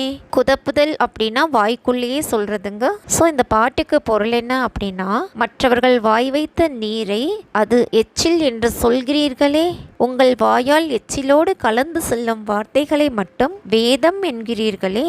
வாயில் உள்ள எச்சில் போக அவ்வாயினால் நீரை குடிக்கின்றீர்கள். வாயில் உள்ள எச்சிலும் நீர்தான். அதனால் வாயில் உள்ள எச்சில் எவ்வாறு எவ்வழியே போனது என்பதை எனக்கு கூறுவீர்களாக அப்படின்னு சொல்லியிருக்காரு. இதுதாங்க இந்த பாட்டோட பொருள். இப்போ நம்ம பார்க்க போற பாடல் 41. ஓதுகின்ற வேதம் எச்சில், உள்ள மந்திரங்கள் எச்சில், போதகங்கள் ஆனது எச்சில், பூதலங்கள் ஏழும் எச்சில், மாதிருந்து விந்து எச்சில், மதியும் எச்சில், ஒளியும் எச்சில், ஏதில் எச்சில் இல்லதில்லை இல்லை இல்லை இல்லை இல்லையே. போதகங்கள் அப்படின்னா உணவுப் பொருட்கள், பூதலங்கள் அப்படின்னா உலகங்கள், மாது அப்படின்னா பெண், மதீனா அறிவு, ஏதில் எச்சில் அப்படின்னா எது பிளஸ் இல் பிளஸ் எச்சில், அதாவது எச்சில் இல்லாதது எது அப்படின்னு அர்த்தம். சோ இந்த பாட்டுக்கு பொருள் என்ன அப்படின்னா, வாயினால் ஓதுகின்ற வேதம், இருக்கும் மந்திரங்கள், உண்ணும் உணவு, 7 உலகங்கள், பெண்களிடம் செலுத்திய விந்து அறிவு ஓசைகள் யாவுமே எச்சில்தான். எச்சில் இல்லாதது எதுவும் இல்லை என்பதை அறிந்து கொள்ளுங்கள் அப்படின்னு சொல்லியிருக்காரு. இதுதாங்க இந்த பாட்டோட பொருள். அடுத்தது பாடல் 42. பிறப்பதற்கு முன்னெல்லாம் இருக்குமாறதெங்கனே, பிறந்து மண்ணிறந்து போய் இருக்குமாறதெங்கனே, குறித்து நீர் சொலாவிடில் குறிப்பில்லாத மாந்தரே, அறுப்பனே செவியிரண்டும் அஞ்செழுத்து வாழினாள். இதுதாங்க அந்த பாடல். குறிப்பு அப்படின்னா குறிக்கோள், மாந்தரே அப்படின்னா மக்களே, அஞ்செழுத்து அப்படின்னா ஓம் நம சிவய என்னும் திருவைந்தெழுத்து மந்திரம். சோ இந்த பாட்டுக்கு பொருள் என்ன அப்படின்னா, பிறப்பதற்கு முன்பு நாம் எங்கே இருந்தோம், மண்ணில் பிறந்து வாழ்ந்து இறந்த பின் எங்கே இருப்போம் என்பதை எண்ணி பாருங்கள். எந்த குறிக்கோளும் இல்லாமல் மறைந்து போகும் மனிதர்களே, உங்கள் பிறவியை அறுக்கவும் மீண்டும் பிறக்காமல் இருக்கவும் திருவைந்தெழுத்து மந்திரமான ஓம் நம சிவய என்பதனை உங்கள் காதுகளில் ஓதுகின்றேன் அப்படின்னு சொல்லியிருக்காரு. இதுதாங்க இந்த பாட்டோட பொருள். அடுத்தது 43வது பாடல். அம்பலத்தை அம்பு கொண்டு அசங்கென்றால் அசையுமோ, கம்பமற்ற பார்க்கடல் கலங்கென்றால் கலங்குமோ, இன்பமற்ற யோகியை இருளும் வந்து அணுகுமோ, செம்பொன் அம்பலத்துளே தெளிந்ததே சிவாயமே. இதுதாங்க அந்த பாடல். அம்பலம் அப்படின்னா வெட்டவெளி, அசுங்கென்றால் அப்படின்னா அசை என்று சொன்னால், கம்பம் அப்படின்னா கலங்கம், இருள் அப்படின்னா அறியாமை, துன்பம் அப்படின்னு சொல்லலாம். சோ இந்த பாட்டுக்கு பொருள் என்ன அப்படின்னா, வெட்ட வெளியான ஆகாயத்தை அம்பை விட்டு அசை என்றால் அசையுமோ, கலங்கலற்ற திருப்பார்க்கடலை கலக்க முயன்றால் கலங்குமோ, அதுபோல் இன்பங்களை துறந்து தியானம் பயிலும் யோகிகளை அறியாமை என்னும் இருள் வந்து அணுகுமோ, செம்மையான பொன்னம்பலத்தில் சோதியாக விளங்கும் சிவபெருமானை அறிந்து தெளிந்து சிவாய நம என தியானம் செய்து உண்மையை உணர்ந்து கொள்ளுங்கள் அப்படின்னு சொல்லியிருக்காரு. இதுதாங்க இந்த பாட்டோட பொருள். அடுத்தது 44வது பாடல். சித்தம் ஏது சிந்தை ஏது சீவன் ஏது சித்தரே, சக்தி ஏது சம்பு ஏது சாதி பேதம் அற்றது ஏது, முத்தி ஏது மூலம் ஏது மூல மந்திரங்கள் ஏது, வித்திலாத வித்திலே இன்னதென்று இயம்புமே. இதுதாங்க அந்த பாடல். சித்தம்னா உள்ளம், சீவன் அப்படின்னா உயிர், சம்புனா ஈசன், சாதி பேதம் அப்படின்னா சாதி வேற்றுமை, முத்தினா வீடு பேரு, வித்துனா விதை இறைவன் அப்படின்னு சொல்லலாம். சோ இந்த பாட்டோட பொருள் என்ன அப்படின்னா, சித்தர் என்று சொல்லி திரியும் ஞானிகளே, சித்தம் என்று சொல்லும் இடம் எது, சிந்தனை எங்கு தோன்றுகிறது, சீவனாகிய உயிர் எங்குள்ளது, சக்தியின் இருப்பிடம் எது, ஈசன் உலாவும் இடம் எது, சாதி வேறுபாடு இல்லாதது எது, முத்தியை அளிப்பது எது, உடல் உயிருக்கு மூலம் எது, மூல மந்திரம் எது என்னும் விஷயங்களை எல்லாம் நீங்கள் அறிவீர்களா? வித்தே இல்லாமல் வித்தாக என்றும் நிலையாய் விளங்கும் உளதாய் இலதாய் உள்ள பொருளை இதுதான் அது என்று விளக்கமாக கூறுங்கள் அப்படின்னு சொல்லியிருக்காரு. இதுதாங்க இந்த பாட்டோட பொருள். அடுத்தது 45வது பாடல். சித்தமற்ற சிந்தையற்று சீவனற்று நின்றிடம், சக்தியற்று சம்புவற்று சாதி பேதமற்ற நல், முத்தியற்ற மூலமற்ற மூல மந்திரங்களும் வித்தையித்தை ஈன்ற வித்தில் விளைந்ததே சிவாயமே. சீவன் அப்படின்னா உயிர், சம்பு அப்படின்னா ஈசன், சாதி பேதம் அப்படின்னா சாதி வேறுபாடு, மூல மந்திரம் அப்படின்னா ஓம் என்னும் எழுத்து. சோ இந்த பாட்டுக்கு பொருள் என்ன அப்படின்னா, தியான நிலையில் உள்ளத்தையும் சிந்தனையையும் சீவனையும் அறிந்து அது நின்ற இடத்தில் மனதை நிறுத்த வேண்டும். அங்கு சக்தியையும் சிவனையும் சாதி வேறுபாடு ஏதும் இல்லாமல் இரண்டும் ஒன்றான மெய்ப்பொருள் உடலுக்குள்ளில் சேர்க்க வேண்டும். அதுவே வீடு பெற்றுக்கு விதையாகும். இந்த உண்மையை உணர்ந்து மூலாதாரத்தில் மூல மந்திரமான ஓரெழுத்தை மேலே ஏற்றி 6 யோக ஆதாரங்களையும் கடந்து சகஸ்ர தலத்தில் சேர்க்க வாசியோக பயிற்சி செய்ய வேண்டும். ஞான வித்தையான பிரம்மமான ஓரெழுத்தினும் வித்தில்தான் 5 எழுத்தும் விளைந்து பஞ்சபூதங்களாக விரிந்து நிற்கின்றது அப்படின்னு சொல்லியிருக்காரு. இதுதாங்க இந்த பாட்டோட பொருள். அடுத்தது 46வது பாடல். சாதியாவது ஏதடா சலம் திரண்ட நீரலோ பூதவாசல் ஒன்றலோ பூதம் 5 ஒன்றலோ காதில் வாலி காரை கம்பி பாடக பொன் ஒன்றலோ சாதிபேதம் ஓதுகின்ற தன்மை என்ன தன்மையே. இதுதாங்க அந்த பாடல். சாதிபேதம்னா சாதி வேறுபாடு, வாலி காரை கம்பி பாடகம் இதெல்லாமே அணிகலன்களுடைய பெயர்கள். சோ இந்த பாட்டோட பொருள் என்ன அப்படின்னா, மனிதர்களே ஏரி குளம் ஆறு கிணறு குட்டை கடல் என்கிற பெயர் பெற்றுள்ளவையாக இருந்தாலும் நீர் ஒன்றுதானே. நிலம் நீர் நெருப்பு காற்று ஆகாயம் என்று பகுக்கப்பட்டிருந்தாலும் ஐம்பூதம் என்று அழைக்கும் போது இவை அனைத்தும் ஒன்றுதானே. அதாவது பூதம் என்ற பெயர் ஒன்றுதானே. மேற்படி ஐம்பூதங்கள் வாழ்வதற்கு வேறு வேறு இடமிருந்தும் பூதவாசல் என்கின்ற பெயர் ஒன்றுதானே. நாம் செவியில் அணிகின்ற அணிகலன்களாகிய வாலி காரை கம்பி பாடகம் இவற்றின் பெயர் வேறு வேறாக இருந்தாலும் இவற்றை செய்ய பயன்படும் பொருள் ஒன்றுதானே. அதுபோலவே அனைத்து சாதிகளும் ஒன்றுதான். எனவே சாதி வேறுபாடு கூறி சண்டையிடக்கூடாது, சாதி வேறுபாடு பார்க்காதீர்கள் அப்படின்னு சொல்லியிருக்காரு. இதுதாங்க இந்த பாட்டோட பொருள். அடுத்தது 47வது பாடல். கறந்த பால் முளை புகா கடைந்த வெண்ணெய் மோர் புகா உடைந்து போன சங்கின் ஓசை உயிர்களும் உடற்புகா விரிந்த பூ உதிர்ந்த காயும் மீண்டும் போய் மரம் புகா இறந்தவர் பிறப்பதில்லை இல்லை இல்லை இல்லையே. இதுதாங்க அந்த பாடல். இறந்தவர் அப்படின்னா கடந்தவர், அதாவது மனதை கட்டுப்படுத்தி யோகம் செய்யும் ஞானிகள். இவர்கள் பிறப்பை அறுத்தவர்கள். சோ இந்த பாட்டுக்கு பொருள் என்ன அப்படின்னா, பசுவின் மடியிலிருந்து கறந்த பாலானது மீண்டும் அதன் மடியில் சேருவதில்லை. மோரிலிருந்து கடைந்தெடுக்கப்பட்ட வெண்ணெய் கூட மீண்டும் மோருக்குள் புகாது. உடைந்து போன சங்கிலிருந்து ஓசை வராது. உடம்பிலிருந்து வெளியேறும் உயிரானது மீண்டும் அதே உடலுள் போய் சேராது. ஒரு மரத்திலிருந்து உதிர்ந்த பூவும் காயும் மீண்டும் அந்த மரத்தில் சென்று ஒட்டி கொள்ளாது. அதே போன்றே மனதை அடக்கிய ஞானிகளும் சமாதியாகிவிட்டால் மீண்டும் அவர்கள் மண்ணில் பிறப்பதில்லை. கண்ணுக்கு புலப்படாமல் திரியும் ஞானிகள் கண்ணுக்கு தெரியும்படி பிறப்பெடுக்க மாட்டார்கள் அப்படின்னு சொல்லியிருக்காரு. இதுதாங்க இந்த பாட்டோட பொருள்.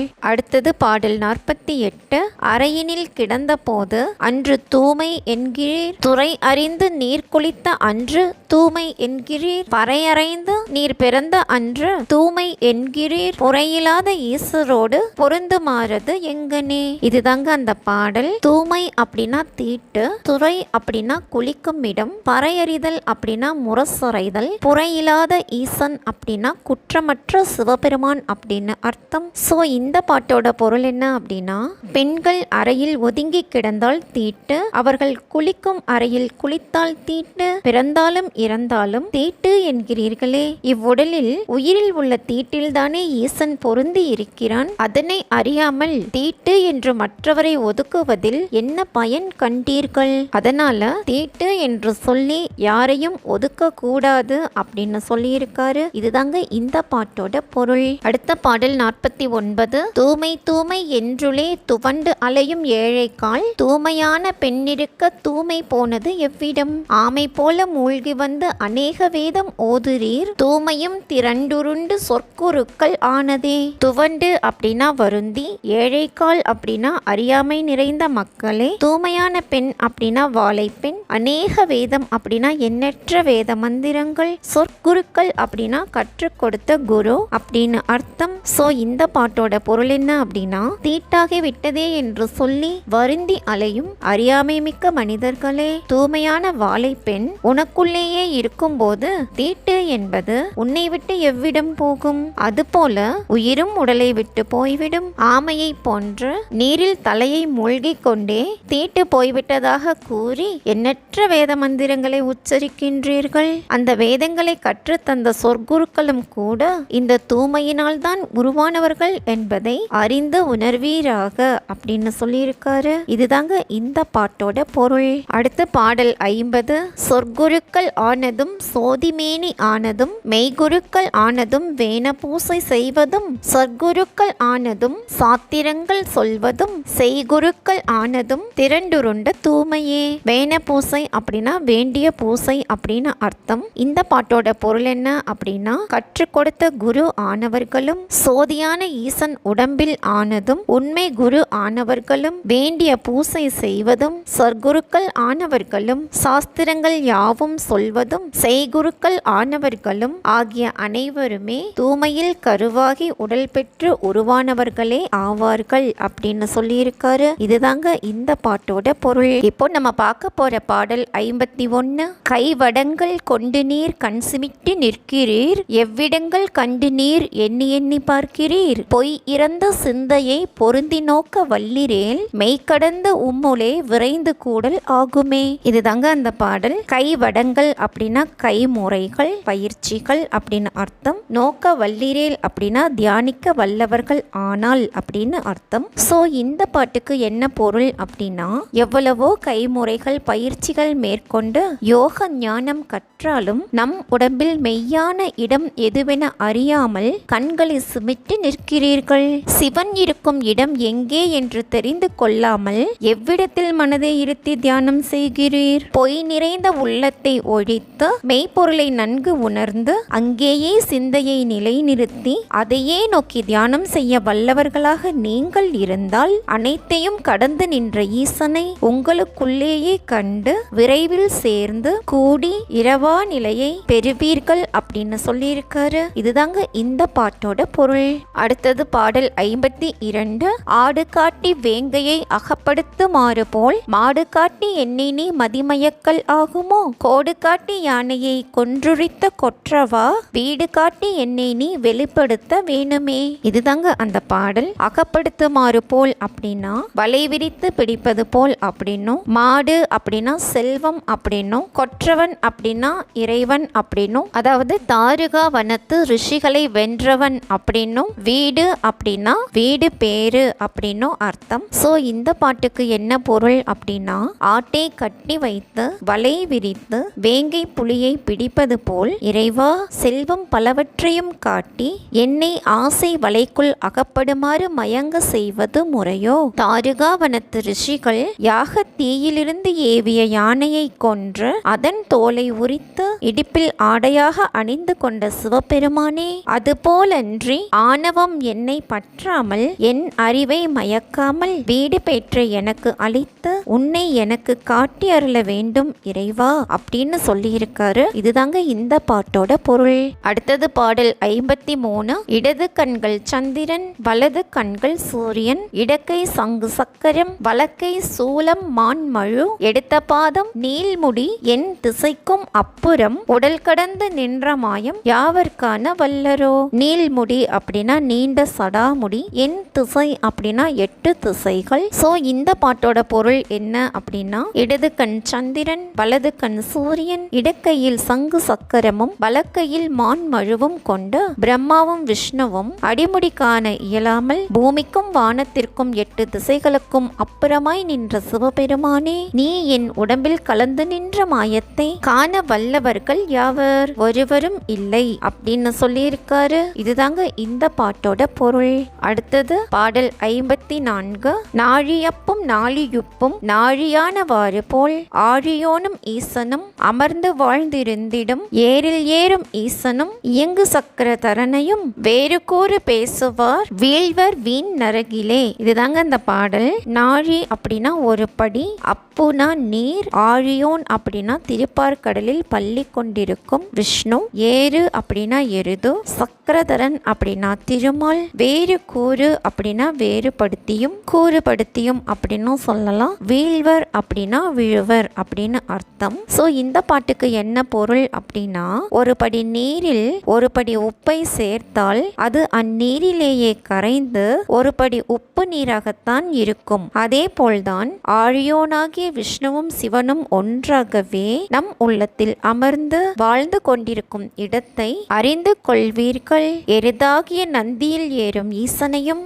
சக்ராயுதத்தை உடைய விஷ்ணுவையும் வேறுபடுத்தி கூறுபடுத்தி பேச பேசுபவர்கள் கொடுமையான நரகில் வீழ்ந்து துன்பப்படுவார்கள் அப்படின்னு சொல்லியிருக்காரு. இதுதாங்க இந்த பாட்டோட பொருள். அடுத்தது பாடல் 55. தில்லை நாயகன் அவன் திருவரங்கனும் அவன் எல்லையான புவனமும் அமர்ந்து ஏக முத்தியானவன் பல்லுநாவும் உள்ள பேர் பகுத்து கூறி மகிழுவார் வல்லபங்கள் பேசுவார் வாய்ப்புழுத்து மாய்வரே. இதுதாங்க அந்த பாடல். தில்லை நாயகன் அப்படின்னா நடராச பெருமான், திருவரங்கன் அப்படின்னா திருமால், புவனம் அப்படின்னா உலகம், முத்தியானவன் அப்படின்னா வீடு பேரு அளிப்பவன் அப்படின்னு அர்த்தம். சோ இந்த பாட்டுக்கு என்ன பொருள் அப்படின்னா, தில்லையில் ஆடும் நடராசனும் அவன்தான், திருவரங்கத்தில் பள்ளி கொண்ட திருமாலும் அவன்தான், அனைத்து உலகங்களுக்கும் எல்லையான ஆகாயம் ஆகவும் பிரம்மம் ஆன ஏகமாகவும் வீடு பேறு அளிப்பவனும் அவன்தான். பல்லும் தீ நாக்கும் உள்ளவர்கள் சிவனே பெரியவன் என்றும் அல்ல பெருமாளே பெரியவன் என்றும் அவரவர் எண்ணம் போல் தாங்கள் படித்ததை மட்டும் பேசி மகிழ்வார்கள். புராண கதைகளில் நடந்த வல்லபங்களை கூறி வேறுபடுத்தி பேசுபவர்கள் தன்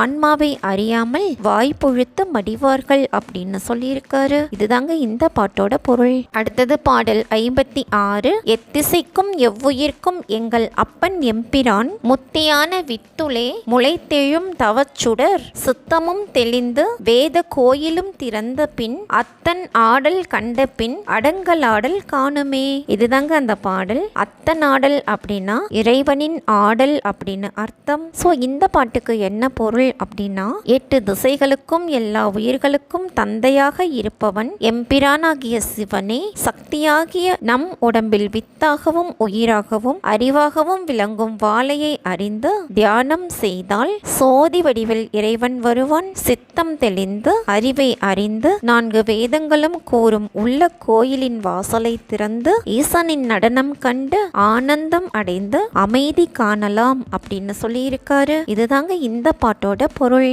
அடுத்தது பாடல் 57. உற்ற நூல்கள் உம்முலே உணர்ந்துணர்ந்து பாடுவீர் பற்றறுத்து நின்று நீர் பராபரங்கள் எய்துவீர் செற்றமாவையுள்ளுரை செருக்கறுத்து இருந்திடில் சுற்றமாக உம்முலே சோதி என்றும் வாழுமே.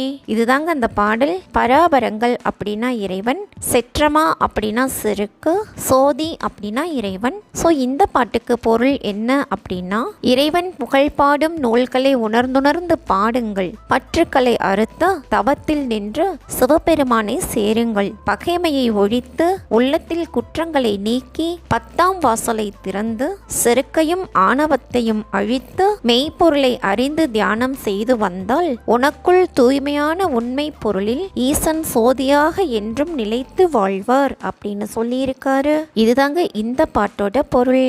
அடுத்தது பாடல் 58. போதடா எழுந்ததும் புனலதாகி வந்ததும் தாதடா புகுந்ததும் தானடா விளைந்ததும் ஓதடா அஞ்சு மூன்றும் ஒன்றதான அக்கரம் ஓதடாய் ராம ராம ராமவென்னும் நாமமே. போது அப்படின்னா பொழுது, அதாவது காலை பொழுது. புனல் அப்படின்னா நீர். அஞ்சு மூன்றும் ஒன்றதான அக்கரம் அப்படின்னா ஓம் நம சிவய என்னும் மந்திர எழுத்து. சோ இந்த பாட்டுக்கு என்ன பொருள் அப்படின்னா, காலை பொழுதில் எழுந்து அது என்ன என்பதையும் நீராகி நின்று வந்த அது என்ன என்பதையும் நாத விந்தான தாதுவாய் புகுந்து நெருப்பாகி விளைந்த அது என்ன என்பதையும் எல்லாம் நமக்குள் நன்கு அறிந்து கொண்டு அது இறைவனே என்பதை அறிந்து கொள்ளுங்கள். அது பஞ்சபூத தன்மையை காட்டும் நம சிவய என்னும் திருவைந்து எழுத்தாகவும் அறிவு உணர்வு நினைவு என்பவைகளை உணர்த்தும் அகாரம் உகாரம் மகாரம் என்ற 3 எழுத்து ஓம் எனும் ஓங்காரமாக உள்ளதை உணர்ந்து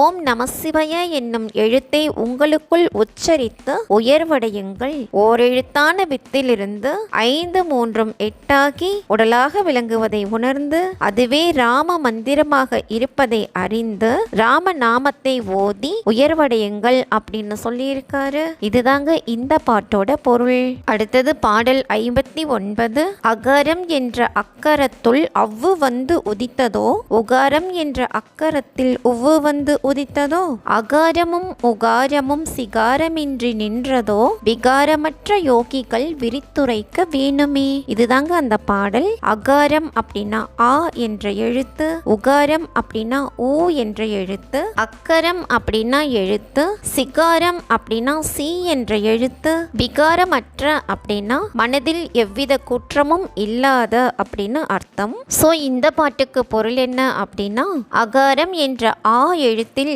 ஓர் எழுத்தான அவ்வு தோன்றியதோ, உகாரம் என்ற ஊ எழுத்தில் ஊமை எழுத்தான ஒவ்வு வந்து தோன்றியதோ, இந்த இரண்டு எழுத்துகளும் சி என்ற சிகாரம் இன்றி தோன்றியிருக்க முடியுமா? இதனை எவ்வித மன விகாரமும் அற்ற யோகிகளே நீங்கள்தான் விரிவாக எடுத்துரைக்க வேண்டும். சிகாரம் இல்லாமல் எந்த எழுத்தும் நிற்காது என்பதை புரிந்து கொண்டு அந்த ஓர் எழுத்தை உணர்ந்து தியானிப்பீராக அப்படின்னு சொல்லியிருக்காரு. இதுதாங்க இந்த பாட்டோட பொருள்.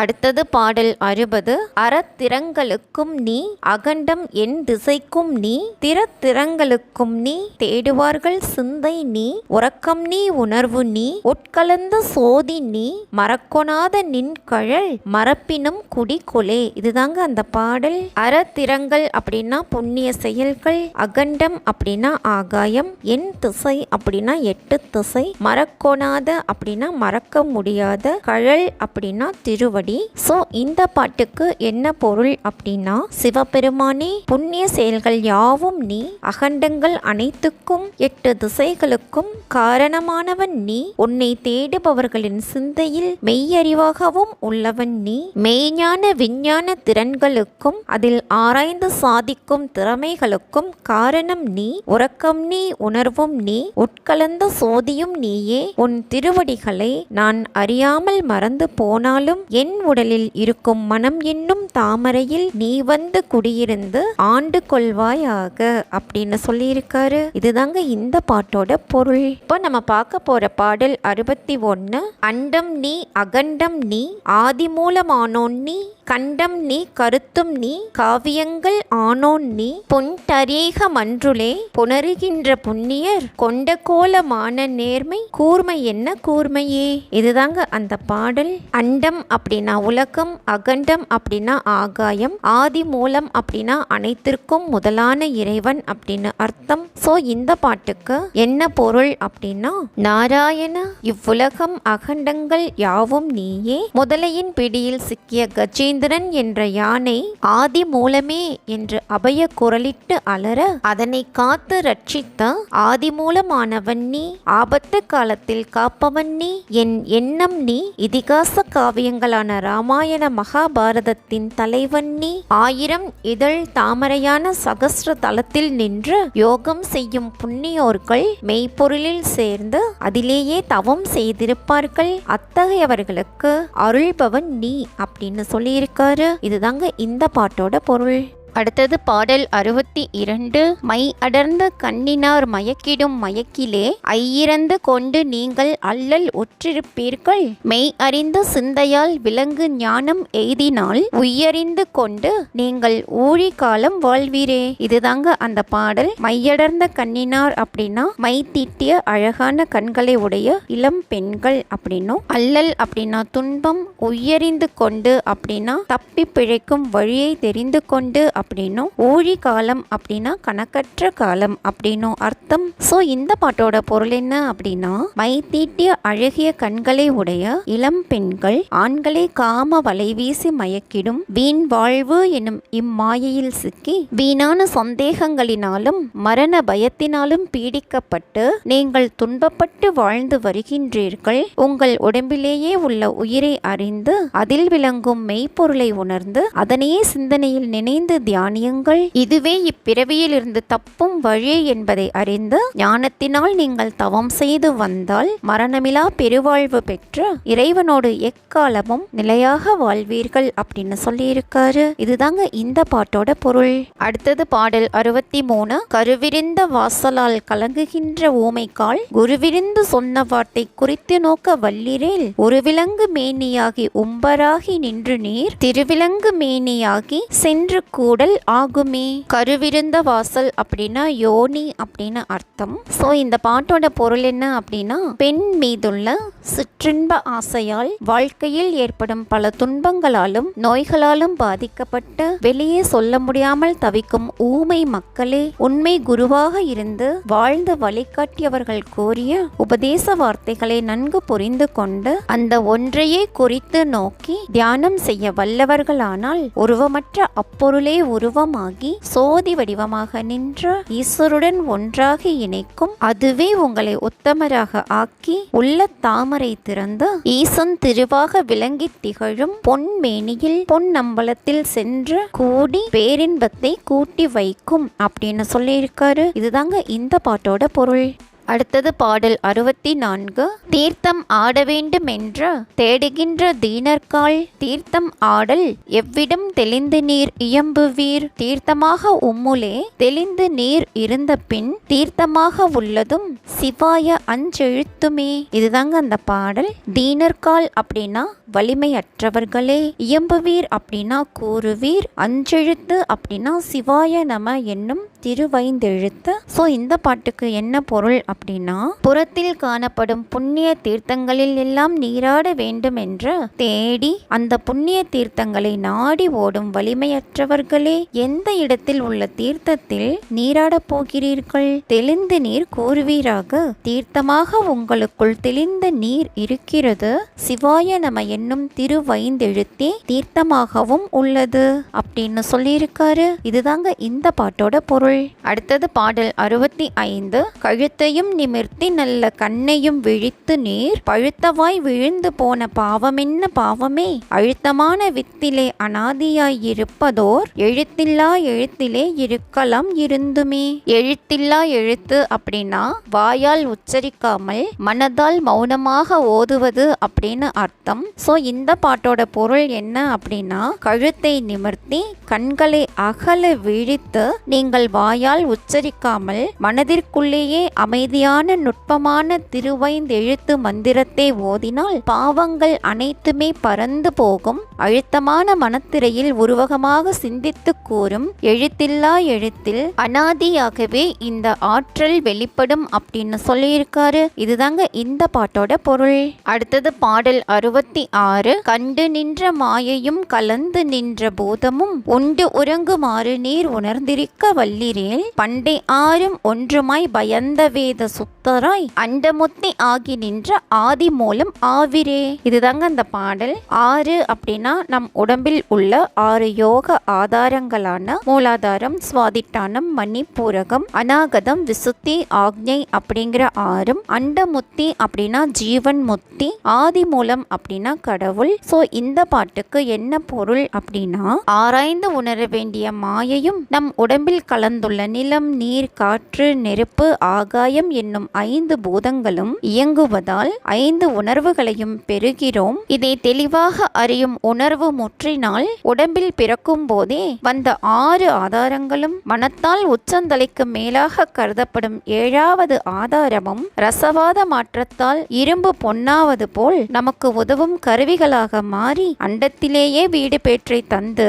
ஆதி மூலமான கடவுளாகவே ஆகலாம் அப்படின்னு சொல்லியிருக்காரு. இதுதாங்க இந்த பாட்டோட பொருள். அடுத்தது பாடல் 67. ஈன்றவாசலுக்கு இறங்கி எண்ணிறந்து போவிற்கால் கான்ற வாழை மொட்டு அலர்ந்த காரணம் அருகிலீர் நான்றவாசலை திறந்து நாடி நோக்க வல்லிரேல் தோன்றும் மாயை விட்டொழிந்து சோதி வந்து தோன்றுமே. இதுதாங்க அந்த பாடல். ஈன்றவாசல் அப்படின்னா யோனி, அலர்ந்த அப்படின்னா மலர்ந்த, அருகிலீர் அப்படின்னா அறிய மாட்டீர், நான்றவாசல் அப்படின்னா மூலாதாரம், நாடி அப்படின்னா சுழுமுனை நாடி. சோ இந்த பாட்டுக்கு பொருள் என்ன அப்படின்னா, பெண்களின் யோனி மேல் காமம் கொண்டு மண்ணில் மாளும் மனிதர்களே, வாழை மரத்தில் மகரந்த சேர்க்கை என்பது இல்லாமலேயே கிழங்கிலேயே மறுவாழை தோன்றுவது போல் கடவுளில் மனிதனும் மனிதனில் கடவுளும் தோன்றுவர். இக்காரணத்தை ஏனோ நீங்கள் அறியவில்லை. மூலாதாரத்தை திறந்து அதில் புறப்படும் சுழுமுனை நாடியை பார்க்க முயன்றால் மாயையானது நம்மை விட்டு நீங்கும், உள்ளே சோதி தோன்றும் அப்படின்னு சொல்லியிருக்காரு. இதுதாங்க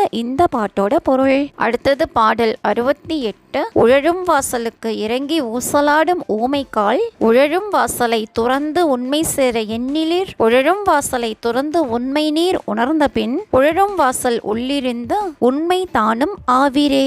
இதுதாங்க அந்த பாடல். உழழும் வாசல் அப்படின்னா யோனி. மனிதர்கள் யோனியின் மீது ஆசைப்பட்டு அதனால் துன்பத்தில் வாடுவதால் அதனை உழழும் வாசல் அப்படின்னு சொல்லியிருக்காரு. சோ இந்த பாட்டோட பொருள் என்ன அப்படின்னா, யோனியின் மீது ஆசைப்பட்டு அதனால் துன்பப்படும் ஊமைகளே, நீங்கள் அந்த சிற்றின்ப ஆசையை விட்டு நீங்கி உண்மையை காண உங்களால் முடியவில்லை.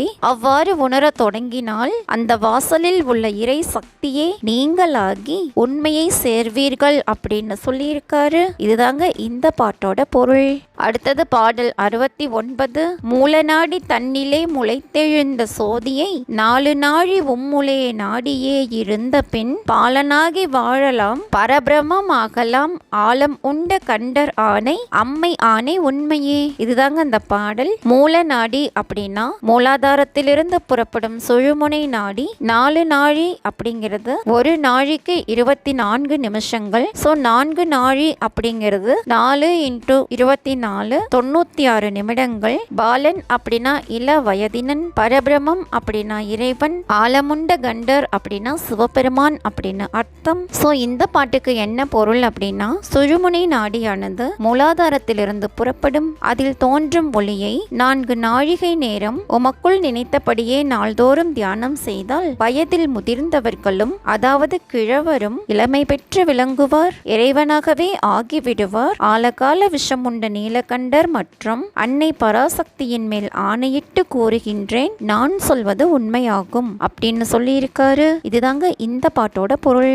அடுத்தது பாடல் 70. இருக்க வேணும் என்ற போது இருக்கலாய் இருக்குமோ மறிக்க வேணும் என்றலோ மண்ணுலே படைத்தனர் சுருக்ககம் அற்ற தம்பிரான் சொன்ன அஞ்செழுத்தையும் மறிக்க முன் வணங்கிடீர் மருந்தின் பதங்கிடீர். இதுதாங்க அந்த பாடல். இருக்க வேணும் அப்படின்னா இவ்வுலகில் மேலும் பல காலம் வாழ வேண்டும். மறித்தல் அப்படின்னா இறத்தல். தம்பிரான் அப்படின்னா இறைவன் அதாவது சிவபெருமான். அஞ்செழுத்து அப்படின்னா சிவய நம என்னும் திருவைந்தெழுத்து மந்திரம். மறிக்கும் முன் அப்படின்னா இறப்பதற்கு முன் அப்படின்னு அர்த்தம். சோ இந்த பாட்டுக்கு என்ன பொருள் அப்படின்னா, இவ்வுலகில் மேலும் பல காலம் வாழலாம் என்று நீங்கள் நினைத்தால் அவ்வாறு இருக்க முடியுமோ? இறக்க வேண்டுமென்றே அனைவரும் மண்ணில் படைக்க பெற்றுள்ளனர். எங்கும் நிறைந்திருக்கும் சிவபெருமானின் திருவைந்தெழுத்து மந்திரமான சிவாய நம என்ற மந்திரத்தை இறப்பதற்கு முன்பே பல காலமும் வணங்கி கூறினால் இறப்பை மாற்றும் மருந்தாகும் சிவபெருமானின் திருவடிகளை அடையலாம். அதை கைவிடாதீர்கள் அப்படின்னு சொல்லியிருக்காரு. இதுதாங்க இந்த பாட்டோட பொருள். இப்போ நம்ம பார்க்க போற பாடல் 71. 51 அக்கரம் அடங்கலோர் எழுத்துமோ விண்பரந்த மந்திரம் வேத 4 ஒன்றலோ விண்பரந்த மூல அஞ்செழுத்துளே முளைத்ததே அங்கலிங்க பீடமாய் அமர்ந்ததே சிவாயமே. இதுதாங்க அந்த பாடல். அக்கரம் அப்படின்னா எழுத்து, அங்கலிங்கம் அப்படின்னா நமது உடலாகிய லிங்கம். சோ இந்த பாட்டோட பொருள் என்ன அப்படின்னா, 51 எழுத்துக்களையும் தன்னிடத்தில் கொண்டுள்ள எழுத்து ஒன்று உண்டு. அது வானில் எப்போதும் ஒழித்து கொண்டிருக்கும் 4 வேதங்களின் கருத்தும் அந்த ஓர் எழுத்திலேயே உண்டு. அது ஓம் என்ற ஓர் எழுத்தாகும். விண்ணில் இருக்கும் 5 எழுத்துக்குள்ளேயே இந்த ஓர் எழுத்தும் தோன்றியது. நமது உடலே சிவய நம என்ற திருவைந்தெழுத்தின் வடிவமாய் திகழ்கிறது அப்படின்னு சொல்லியிருக்காருங்க. இதுவே இந்த பாட்டுடைய பொருள்.